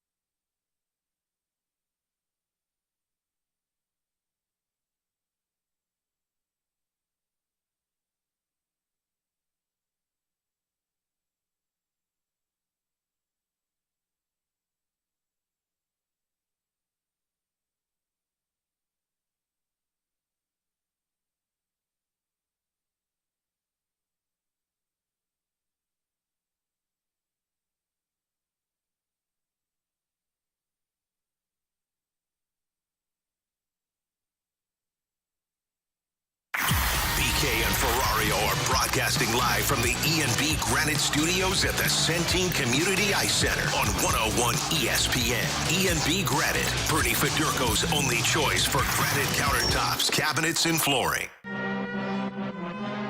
The 20 most important Cardinals for the 2025 season. Number 11. Throw it again and got the call this time. Pallante will take that. 9 strikeouts. Andre Pallante. Continue our countdown of the 20 most important players in 2025 for your St. Louis Cardinals. And at number 11, we have Andre Pallante. We were, for the most part, T-Bone, you and myself, on the same page with Andre Pallante. And once again, Alex was the outlier. T-Bone and I had him at number 10 and number 11 overall. Alex had him at number 18 on his list of the 20 most important Cardinals. We settle in on average at number 11. With Alex and T-Bone, I'm BK. Alex, when you think about Andre Pallante and what he means to the Cardinals, because we did this list a little differently this year. It's not just about 25, but also what they mean in the long-term future. How did you view Pallante and what he means to the Cardinals? Impactful, but not very impactful. Obviously, he was so low down. I think for this year, it doesn't really matter. This team doesn't really have much success expected, and when you're talking about a guy who's going to be a 3-4 pitcher for you, doesn't really move the needle much. Now, moving forward, I understand where the impact comes in. You're saving $10, $12 million, not going out to have to sign a Lance Lynn and a Kyle Gibson, but I don't have him as high up on my list because I think specifically the position players are going to be more impactful for this team for the future of what their success is going to look like. I think a Quinn Matthews is more impactful because he's a top-end pitcher. You know what Andre Pallante is? He's a pitch-to-contact kind of guy, and he's somebody who is going to be a really good 3-4 for you. Is he cost-controlled? Totally. But I think in terms of the success of the team, he's one of those guys that just falls into the group of players. Yeah, I had him high on the list because of the fact that he can impact the long-term answer for the Cardinals, right? Because of what you're talking about. Cost control, guy that's going to be a perfect number 3, number 4 starter for the St. Louis Cardinals. And the thing that makes him impressive, and it's why I almost kind of wonder if there is a little bit more upside to him, especially from what we saw when he got into the starter's role last year, is he finally found a way to get right-handers out. And that's just what makes me wonder is, okay, is that 3.78 ERA with 29 games, 20 games started? Is there a little bit more there? Can he be better now that he can get right-handers out? Or that was what he settled in on, and he just happened to get righties out, which makes him throw more innings than he could have in the bullpen. That's why I'm intrigued by him. It's why I had him a little bit higher on my list. And the fact of the matter that, does he help you win in 2025? Yeah, because if he's good, then you got another solid starter that's in this rotation. But it was more about what he means for the Cardinals in the long term. Yeah, I think we almost underestimate how good Andre Pallante is. Andre Pallante is exactly the opposite of what T-Bone wants in a starter. The exact opposite. He doesn't strike guys out. He's not sexy to watch. He does have some decent velo, but he's a pitch-to-contact guy. You said it right, Alex. He doesn't get swing and miss, no strikeouts. He does walk more than you'd expect as well because he doesn't have that pinpoint accuracy. He's just kind of a weird pitcher in every possible way. But the results are hard to ignore, man. You look at what he's done since coming up to the big leagues over the last 3 seasons. He has a 3.78 ERA, and he's done that over the course of basically 300 innings over the course of the last 3 seasons. That's pretty damn effective, man. I mean, you look at him, and he has the same ERA as Jesus Luzardo over the last 3 years. Nathan Eovaldi has thrown, 100 more innings, but they have the same exact ERA. So I do think sometimes he gets a little underestimated. You like Pablo Lopez, right, T-Bone? Yep. You know what his ERA is since the start of the 2022 season when Andre Pallante reached the big leagues? I know he's had a couple of down years. I'll say like 3.9. 3.83. Carlos Rodon, 3.9. Pretty good starter at the back end of your rotation. I don't know what the upside is here. I think you're right, T-Bone. It's really just about can you get the right-handers out. I think he settles in as a high 3s, low 4s ERA starter that you feel good about going into any given season as the back end of your rotation starter. It's a valuable commodity. Nice thing to have. And the reason that I don't want to say I don't like, because I think rotations can have guys like Andre Pallante that are more pitch to contact.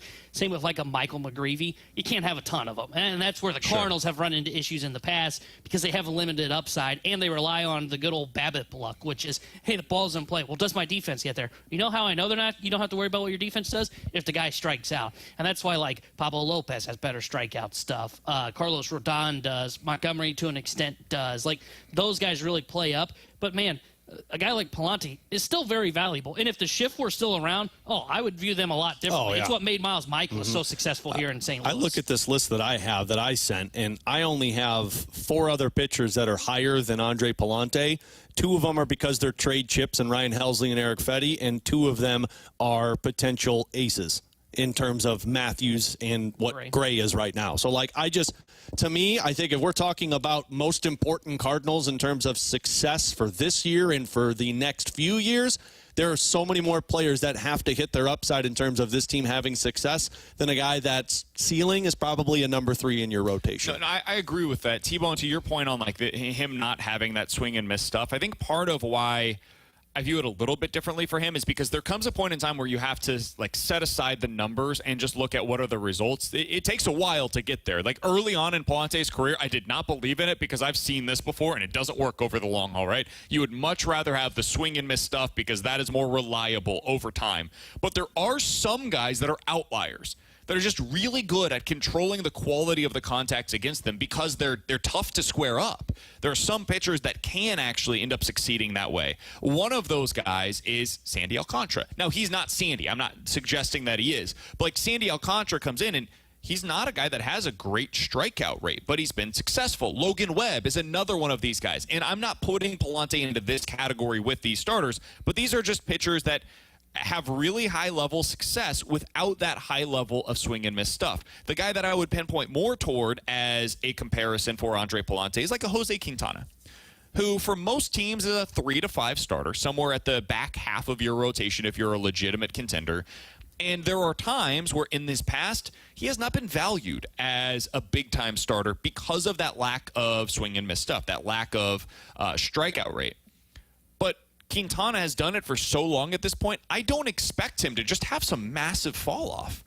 Because at a certain point in time, you are what your record says you are. And Quintana's record says a mid-3s ERA is kind of what you expect on a year-to-year basis. I just think Pallante might be one of those outliers that despite the lack of swing and miss stuff, he can be considered a legit 3 to 5 starter in a quality team's rotation. With Alex Ferrario and Tanner Hendrickson, I'm Brandon Kiley. Number 12 on our countdown of the 20 most important Cardinals for the number 11 on our countdown of the most important Cardinals for 2025 is Andre Pallante. We'll continue our countdown with number 10. The guys will on Monday here on BK and Ferrario. In 15 minutes, we'll play a game of One's Gotta Go. You give us 4 different options. We'll tell you which one's gotta go. Chris Kerber, the voice of the Blues, joins us next here on 101 ESPN.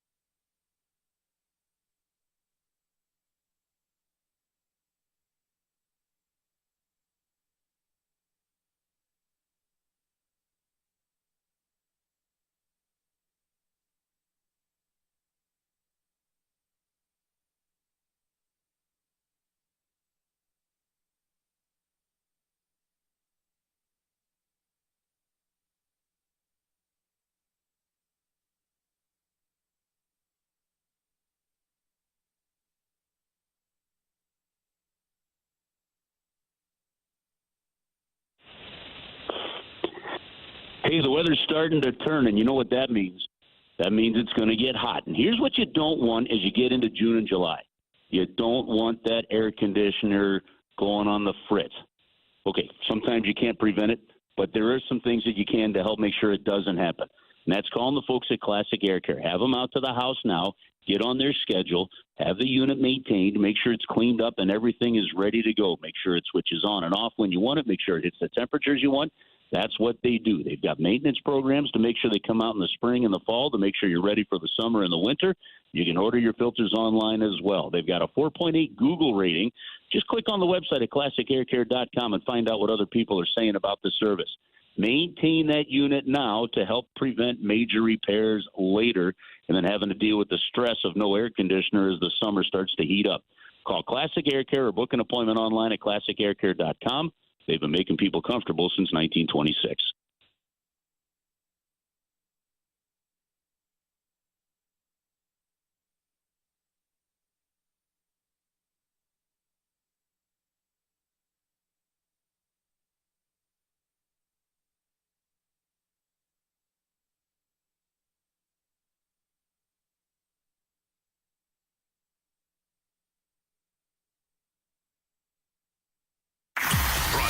Live from the Centene Community Ice Center inside the E&B Granite Studios. This is BK and Ferrario on 101 ESPN. E&B Granite, Bernie Federko's only choice for granite countertops, cabinets, and flooring.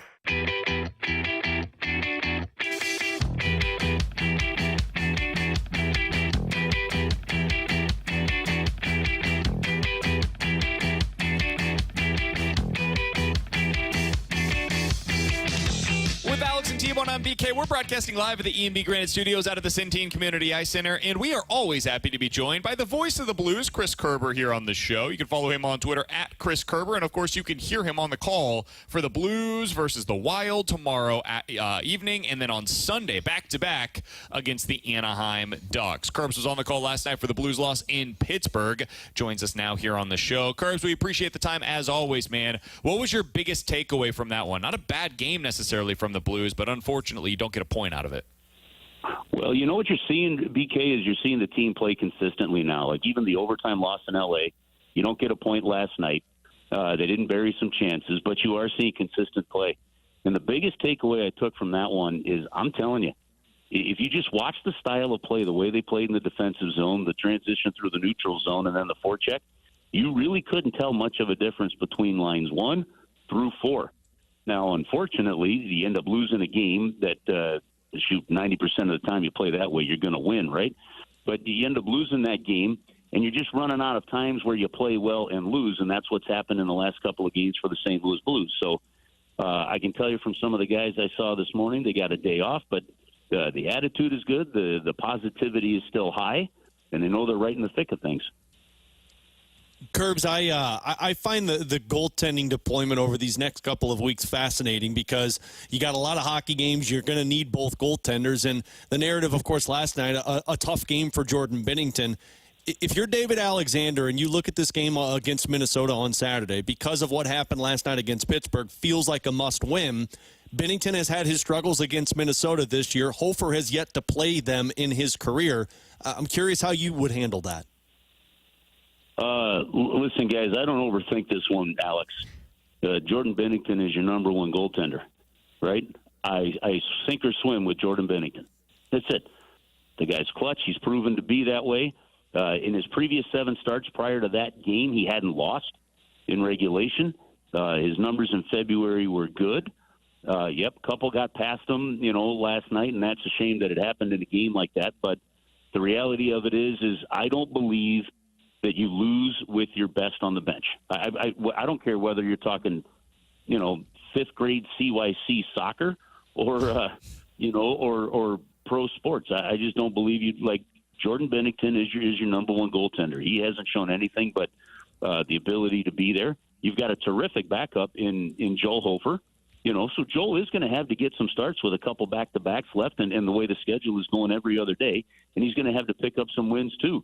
But I don't overthink this one. Jordan's the starter. Now, whether they decide to go Hofer tomorrow and, Binnington on Sunday, whatever that may be, because it is a back-to-back, But I don't overthink that one too much. Curbs, when we watched the game last night, you saw, I think it was the third period, they went with Zach Bolduc up on that top line with Thomas and Booch. I am curious, is that something you think they could try for an extended stretch, or was that just an in-game decision and we'll see them go back up to Jake Neighbors on that line? My gut says in-game decision, and I think you keep things the way things are going because the team has been playing well. I mean, guys, they really dominated that game in so many ways. But look, you're seeing Zach Bolduc, come more into his own here. I still think he's got one of the best shots on the team, and as soon as he keeps getting that accuracy like he had last night, it's going to be even better. But the one thing that the Blues have done with him, BK, is they've really put Zach in position to be successful. Sometimes it's a healthy scratch, sometimes it's a fourth line. Move him up.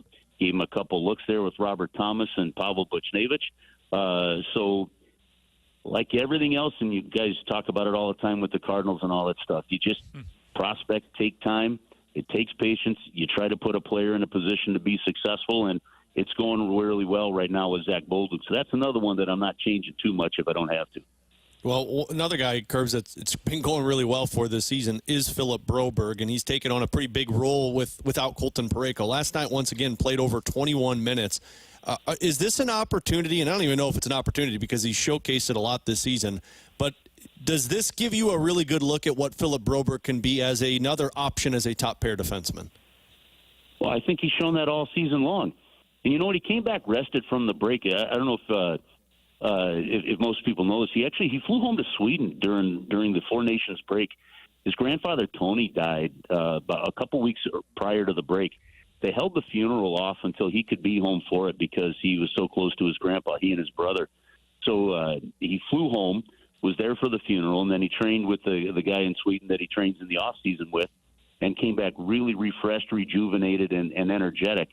And kind of a cool story, too. His brother is in his first year at the University of Nebraska, Omaha. So we've got both Brobergs playing in the Midwest right now.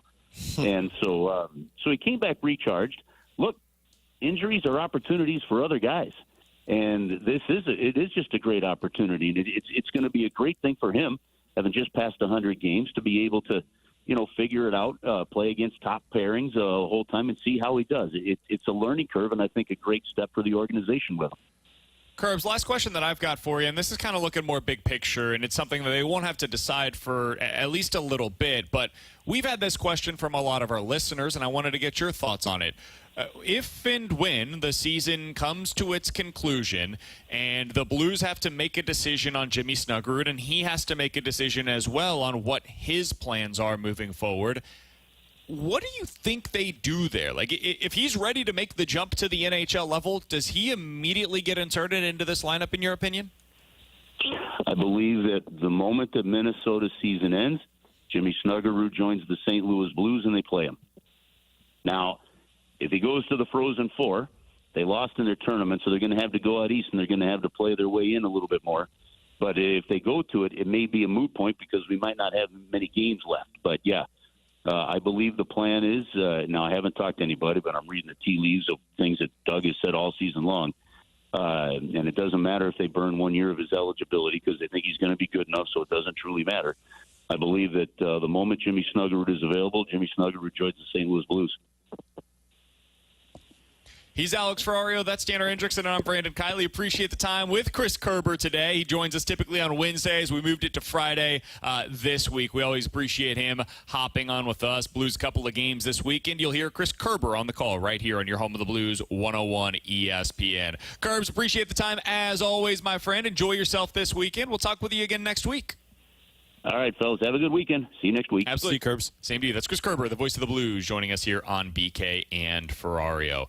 Alex, one of the things that I did find interesting last night was Bolduc going up to that top line means that they can figure this thing out with those guys, and then you can potentially bump Jake Neighbors down to that third line, and Jimmy Snuggerud just becomes the right winger on the third line. So you mean Bolduc is not just a right winger? That is what I meant by that, because one of Booch or Bolduc can bump over to the left side. So if you wanted Jimmy Snuggerud to immediately play top-line minutes, you could put him up there with Booch.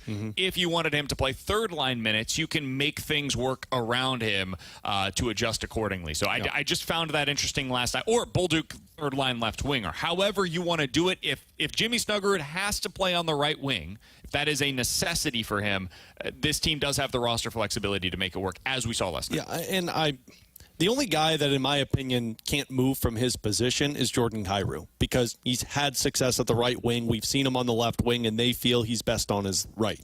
Pavel Buchnevich has played both sides. Dylan Holloway has. Jake Neighbors has. As I said a couple of days ago, Zach Bolduc is actually a natural centerman, so he can play on either side. And I got to be honest with you, if you go to Jimmy Snuggerud and say, hey, we need you to play the left wing or you can't play tonight, he's going to go, well, I won't play then.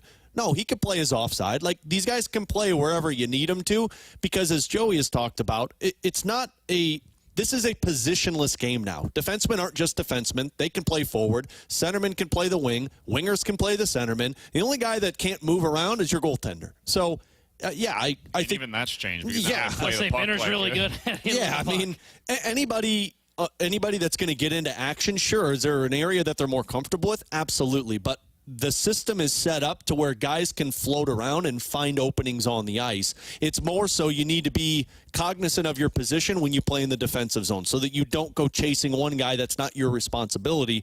But yeah, I thought Bolduc moving to the left wing, which he's played 13 times this season, showcased you. This isn't about where does Snuggerud play. You just pluck the guy out that's not working, and Snuggerud's going to go in there and provide offense. 314-399-9646 is the Air Comfort Service text line. The YouTube chat is available for you as well at youtube.com/101ESPN STL. Coming up next, we've got One's Gotta Go. You give us 4 different options. We'll tell you which one's got to go here on BK and Ferrario.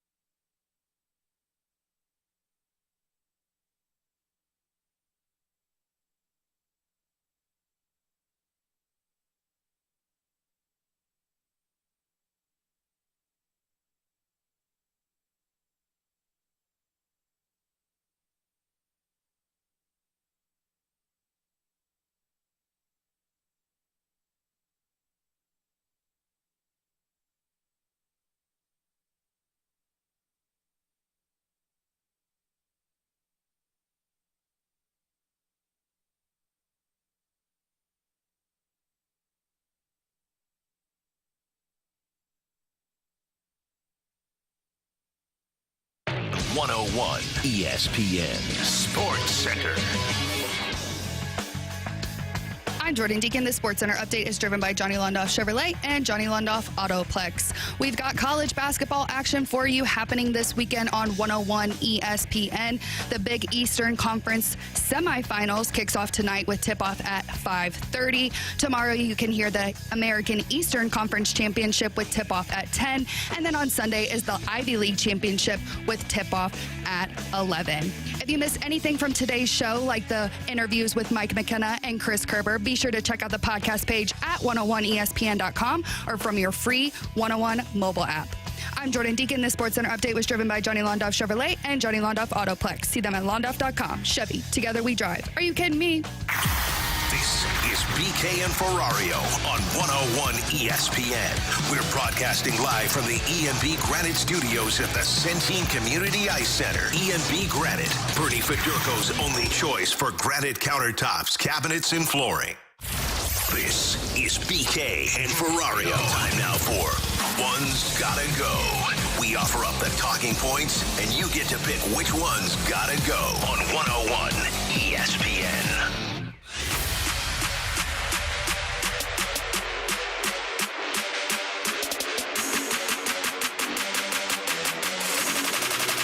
Count that big pen. All right, 314-399-9646 is the Air Comfort Service text line for One's Gotta Go. You gave us 4 different options. We'll tell you which one's gotta go. Let's start out with this. One's Gotta Go Oreo edition, Alex. Ooh, okay. There's only one Oreo, but sure, give me the flavors. Golden Oreos. Maple flavored Oreos. That's a thing. Ugh. Regular edition Oreos. Or double stuffed. Oh, there it is. There it is. There's only one Oreo, and it's double stuffed. Well, that's the one you're getting rid of? Oh, I'm sorry. How do you keep screwing up this game? This is like Tinder. Sorry, I was so excited to hear double stuffed. I was going to complain if it wasn't on there. Oh, the maple one's got to go. That's nasty. Any flavored type Oreos just should be kicked out. I'm a big red velvet cake guy. They made red velvet Oreos. Nasty. The best ones aren't even listed on What here. do you mean? Like it tasted disgusting. It's just red dye. It's nasty. Yeah. It's nasty. Nasty. I say There's nothing different. Nasty. The best ones are the mint Oreos, but that's not even on the list. That's a terrible I take. agree, it's the maple one. I don't know how that would taste. I don't think I'd even try it, to be honest with you. I don't like artificially flavored maple stuff. I like maple syrup. I do not like the artificial flavor of maple. Maple goes on one thing. It goes on waffles. That's Pancakes, too. No, pancakes are disgusting. Waffles are the goods. Wait, what? You don't like pancakes? No. I refuse pancakes. That's a I say, can you make me a waffle instead? That's terrible. Really? Take. What about French toast? I like French toast. Okay. I actually do powdered sugar on French toast. I don't do. We used to do powdered sugar, peanut butter, and some syrup. Oh, that's nasty.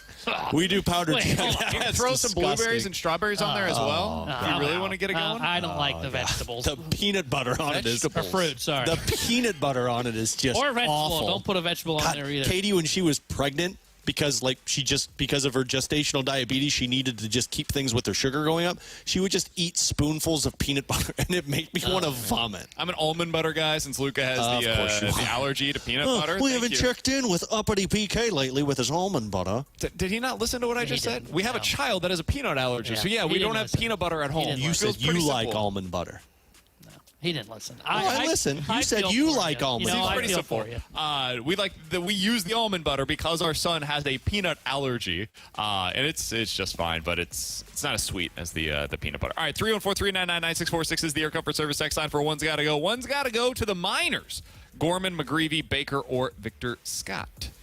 One's Gotta Go. Send them to the Miners. Gorman, McGreevy, Baker, or Victor Scott. Of those 4, I would send Baker to the minor leagues. I just don't know what his role is for this team now or in the future. He's a right-handed bench bat, but as I look at who they're going to be pinch hitting, that is a left-handed bat for them on the team in favor of Luke Baker, it just seems hard to find who that player is. So I would go Luke Baker. I think the actual answer is going to be Michael McGreevy. I think Baker's the one for me, too, because I agree with everything you said. Now, they are going to send McGreevy down. That I agree with. I think of the 4, though, like if I had to send one down, it would be Luke Baker, because no offense to Luke, his role in the big leagues will be as a bench bat. I also know that the likely outcome is he is a 4A player in his career. Yeah. Yep, I agree with all that. I don't think there's any other option. All right, 314-399-9646 is the Air Comfort Service text line. You give us 4 options. We'll tell you which one's got to go. One's got to go Cursed Edition. This is Alex's name written all over it. Annabelle doll, Chucky doll, a Ouija board. You familiar with a Ouija board? Okay. Yeah. Or BK's conductor hat. Which one's got to go? Annabelle, Chucky, Ouija, or my conductor hat? People want me to say the conductor hat, and I would love the conductor hat, but I don't bleep around with Ouija boards. That one's got to go. That's the one I was thinking, too. Katie and would be terrifying. Katie and I house sat for her aunt. This was back when we just got married, and her oldest cousin who was adopted was big into Ouija boards. And we knew that, but her aunt didn't know that. And we contacted her. We're like, hey, you need to talk to her before we stay at your house because I don't bleep around with Ouija boards. I'm with you. Get rid of the Ouija board. No way. That hat has some powers. I don't even know if it's really the hat. It's just BK himself. Yeah. So I guess if I got rid of the hat, I got rid of BK too.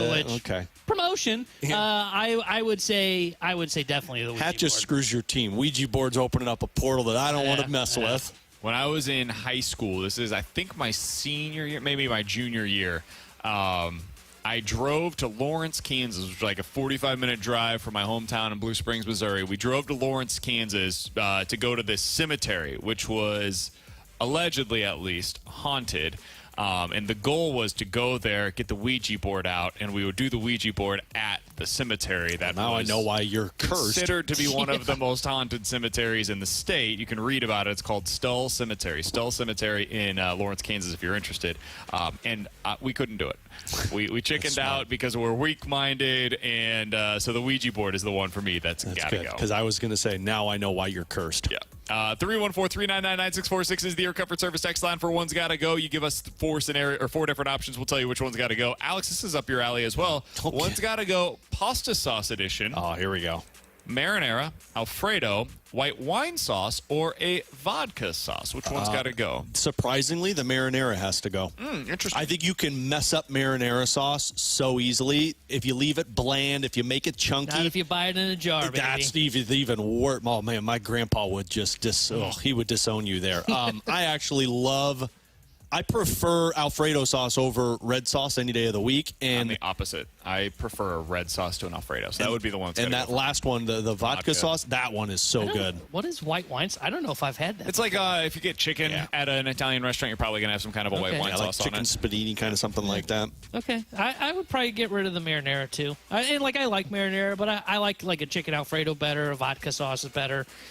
I don't know what the white wine sauce is, but BK makes it sound like it's good. So it's very rare you make good marinara sauce. Yeah.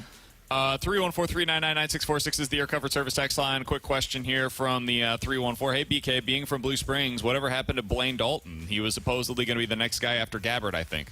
I would just tell you that there was a nickname for Blaine Dalton in high school, and most people in Blue Springs were not surprised when he didn't last more than a year on campus. What was his nickname? Cannot go there. I can't wait to find out. Can you not say it, or do you not want to say it? Yeah, it's just not something I would look that up on your work computer. I'm looking it up right now. It's fine.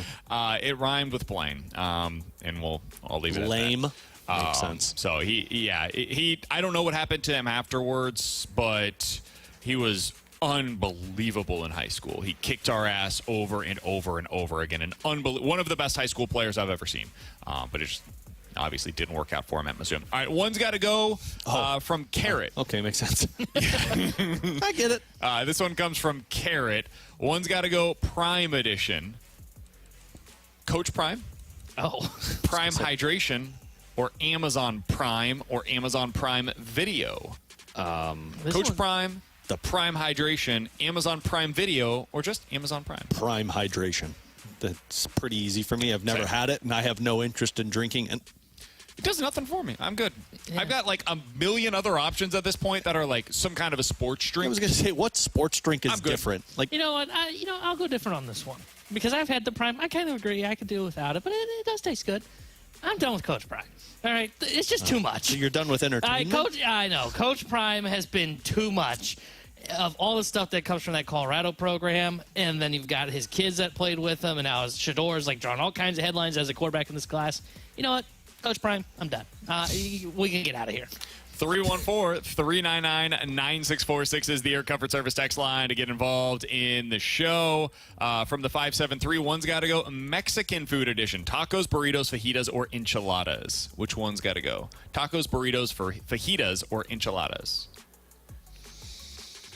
Ooh, man, all of these are really good. Probably the enchilada.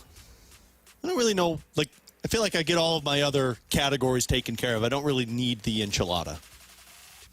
Yeah, I would go. Oh man, that's tough. I think I'd go enchilada as well, and I like most of those. But I think you're kind of right. I think you cover everything else, and your base cover it is all there. Yeah. Enchiladas got to go. Burritos for me. Really? I almost never eat a burrito. Oh. It's very rare that I go with a burrito. I would just rather have multiple, like street tacos are my number one choice if I'm going to get some kind of a Mexican food. Fajitas are great because they just become street tacos. I just take the fajitas, put them into the tortilla, and then boom, good to go. I feel like an enchilada is a burrito. It's just covered in cheese and sauce. Yeah, a mini burrito that's put it. So I like the smaller vehicles. The only tacos my daughters eat are burritos. Like if I don't wrap them, they won't eat them. Yeah, I don't blame them on that, though. Although they love Crunch Wraps. They love some Crunch Wraps. That's a solid choice. I do a lot of those We at have home. not taken Luca to Taco Bell yet. Oh, that's probably good. You don't want to mess his colon up when he's less than 3, man. And look, I love Taco Bell. I lived off of Taco Bell for about 6 years, so I can say that. Yep. That one over there in St. Charles, that was the... college-wise. That one in Arnold for about the 4 years of high school / the 2 years of community college. Taco Bell and Jack in the Box, let me tell you, fed Ferrario from 9 p.m. about 2 a.m. for a good 6 years. What is your go-to late-night food? Like, if you've been drinking all night, it's, let's call it midnight, 1 o'clock, bar's starting to shut down, and you've got to go out, grab something to eat, and you can choose. Like, not necessarily even like a specific spot, although it could be that, but like the type of cuisine, whatever, what are you looking for as a late-night food? Mine's always tacos. Mine's always Jack in the Box tacos. Oh, that's a different category. Well, you said drinking, late night drinking. That's where I'm going. Jack in the Box tacos and just your typical taco are almost two separate food categories. I tell you what though, late night, and I know it's not fast food, I'll F around with some Denny's. Okay, well, give me some chicken and waffles late at night. Woo, buddy.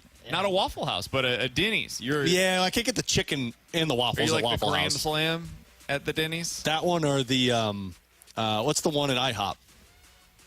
The Tutti Frutti Fresh and Fruity. Oh. Get those waffles, baby. Yeah, buddy. Oh. Eggs over my hammy. You get some good stuff out there late What's at night. What's your go-to, T-Bone? Well, you were in... I'm trying to think my go-to. Well, in college, we didn't have a bunch around us. So he had a Walmart. My rotisserie chicken. It was open until midnight. Sign?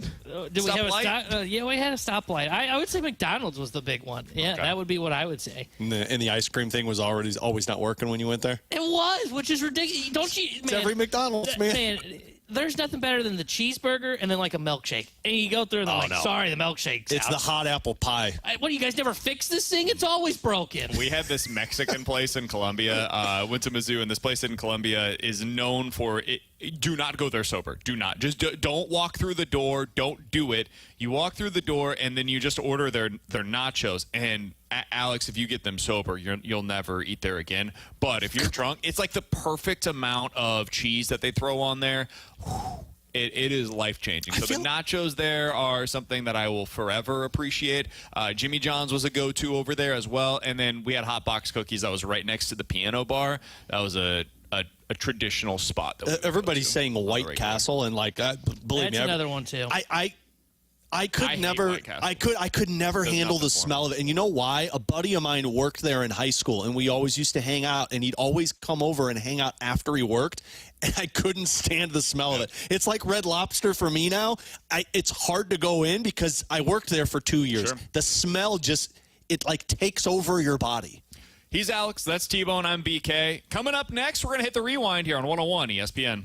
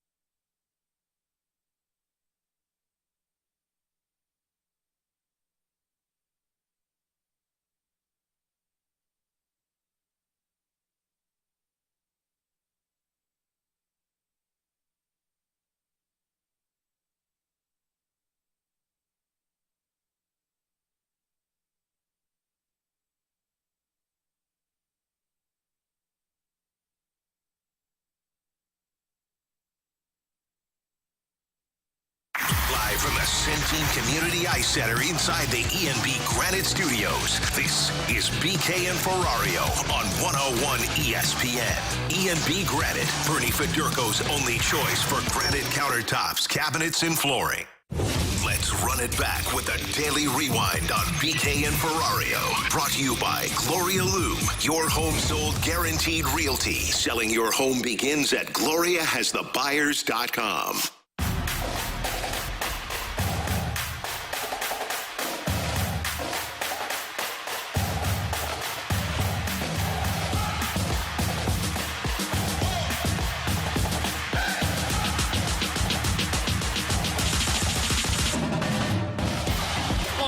And T-Bone on BK. It's BK and Ferrario here on 101 ESPN. If you guys missed anything from today's show, be sure to check it out on the podcast page. 101ESPN.com and the free 101 ESPN app is where you go to find it. It's all presented by Schaefer Door Company. That 101 ESPN app is free to download. It is super easy to use, and of course, you can find it on any of your app stores that you use. There's a guy that just walked by us.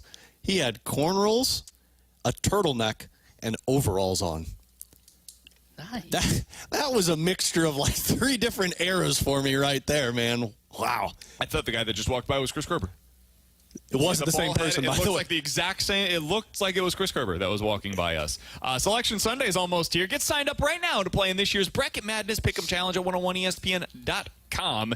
Free to enter. And this year's top scorer is taking home a $250 Amazon gift card and a 101 ESPN prize pack. So be sure to check that out right now. 101ESPN.com. The Bracket Madness Pick'em Challenge is refreshed by Bud Light. We're going to start there because Mizzou and Illinois and SLU both in action yesterday. All 3 in action once again today. We'll begin with T-Bone's Illini as they end up getting a big win against Iowa yesterday. So much so that Iowa said today, we're getting rid of Fran McCaffrey. He's got to go. Just He's getting ruined fired. his career. His final game, and as the Iowa head basketball coach, was one in which he got kicked out of the game in the second half. He got multiple technicals, and boom, got to get up out of here. And then they said, please never come back.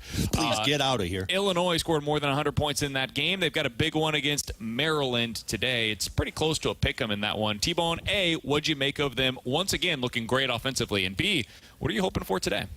So first off, offensively, like they finally look like themselves again. Now that everybody is healthy again. Look, they still don't make a ton of 3-point shot attempts, but they also are very... I can't focus on what is on our YouTube screen right now. Not on a bathrobe. Does Jamie know he's...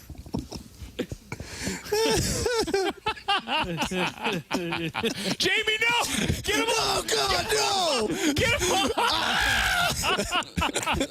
No, God, please, no! My eyes!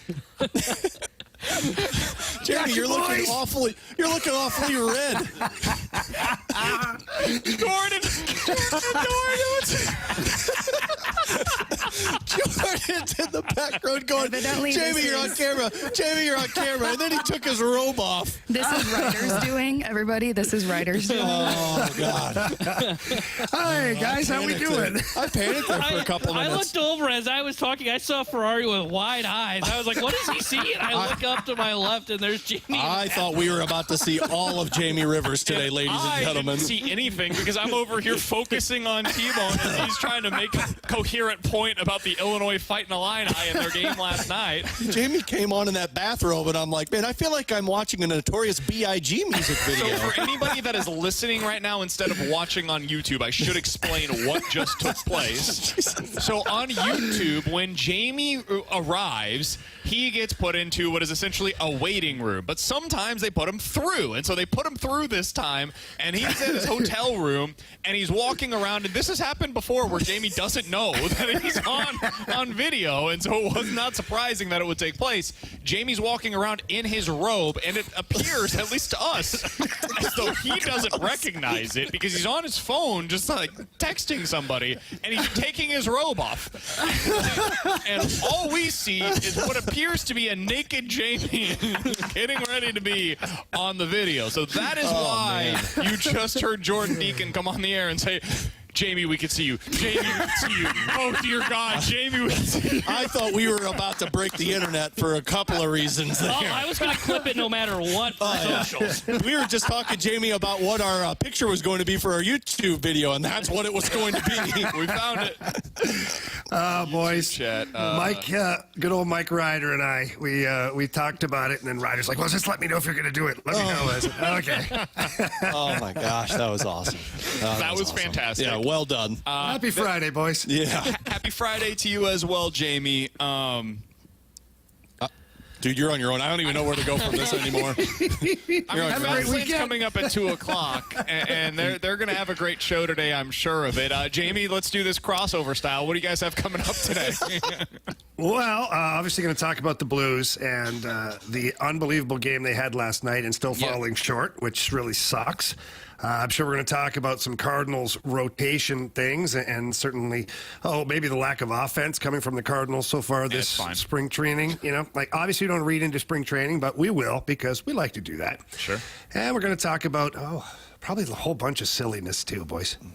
That sounds about right. Clothes are optional on the fast lane today. That's what they always are, actually. They always Freedom are. Friday. We did do a Ribs and BK. We did when it was Ribs and BK. Clothes were optional there too. Yep. They were. Mm-hmm. You know, we like to keep our jobs, but still, it's true. I mean, at this point, Jamie, if you told me I could make good money off of a foot fetish situation, I'm here for it. Are you hiring me as your agent?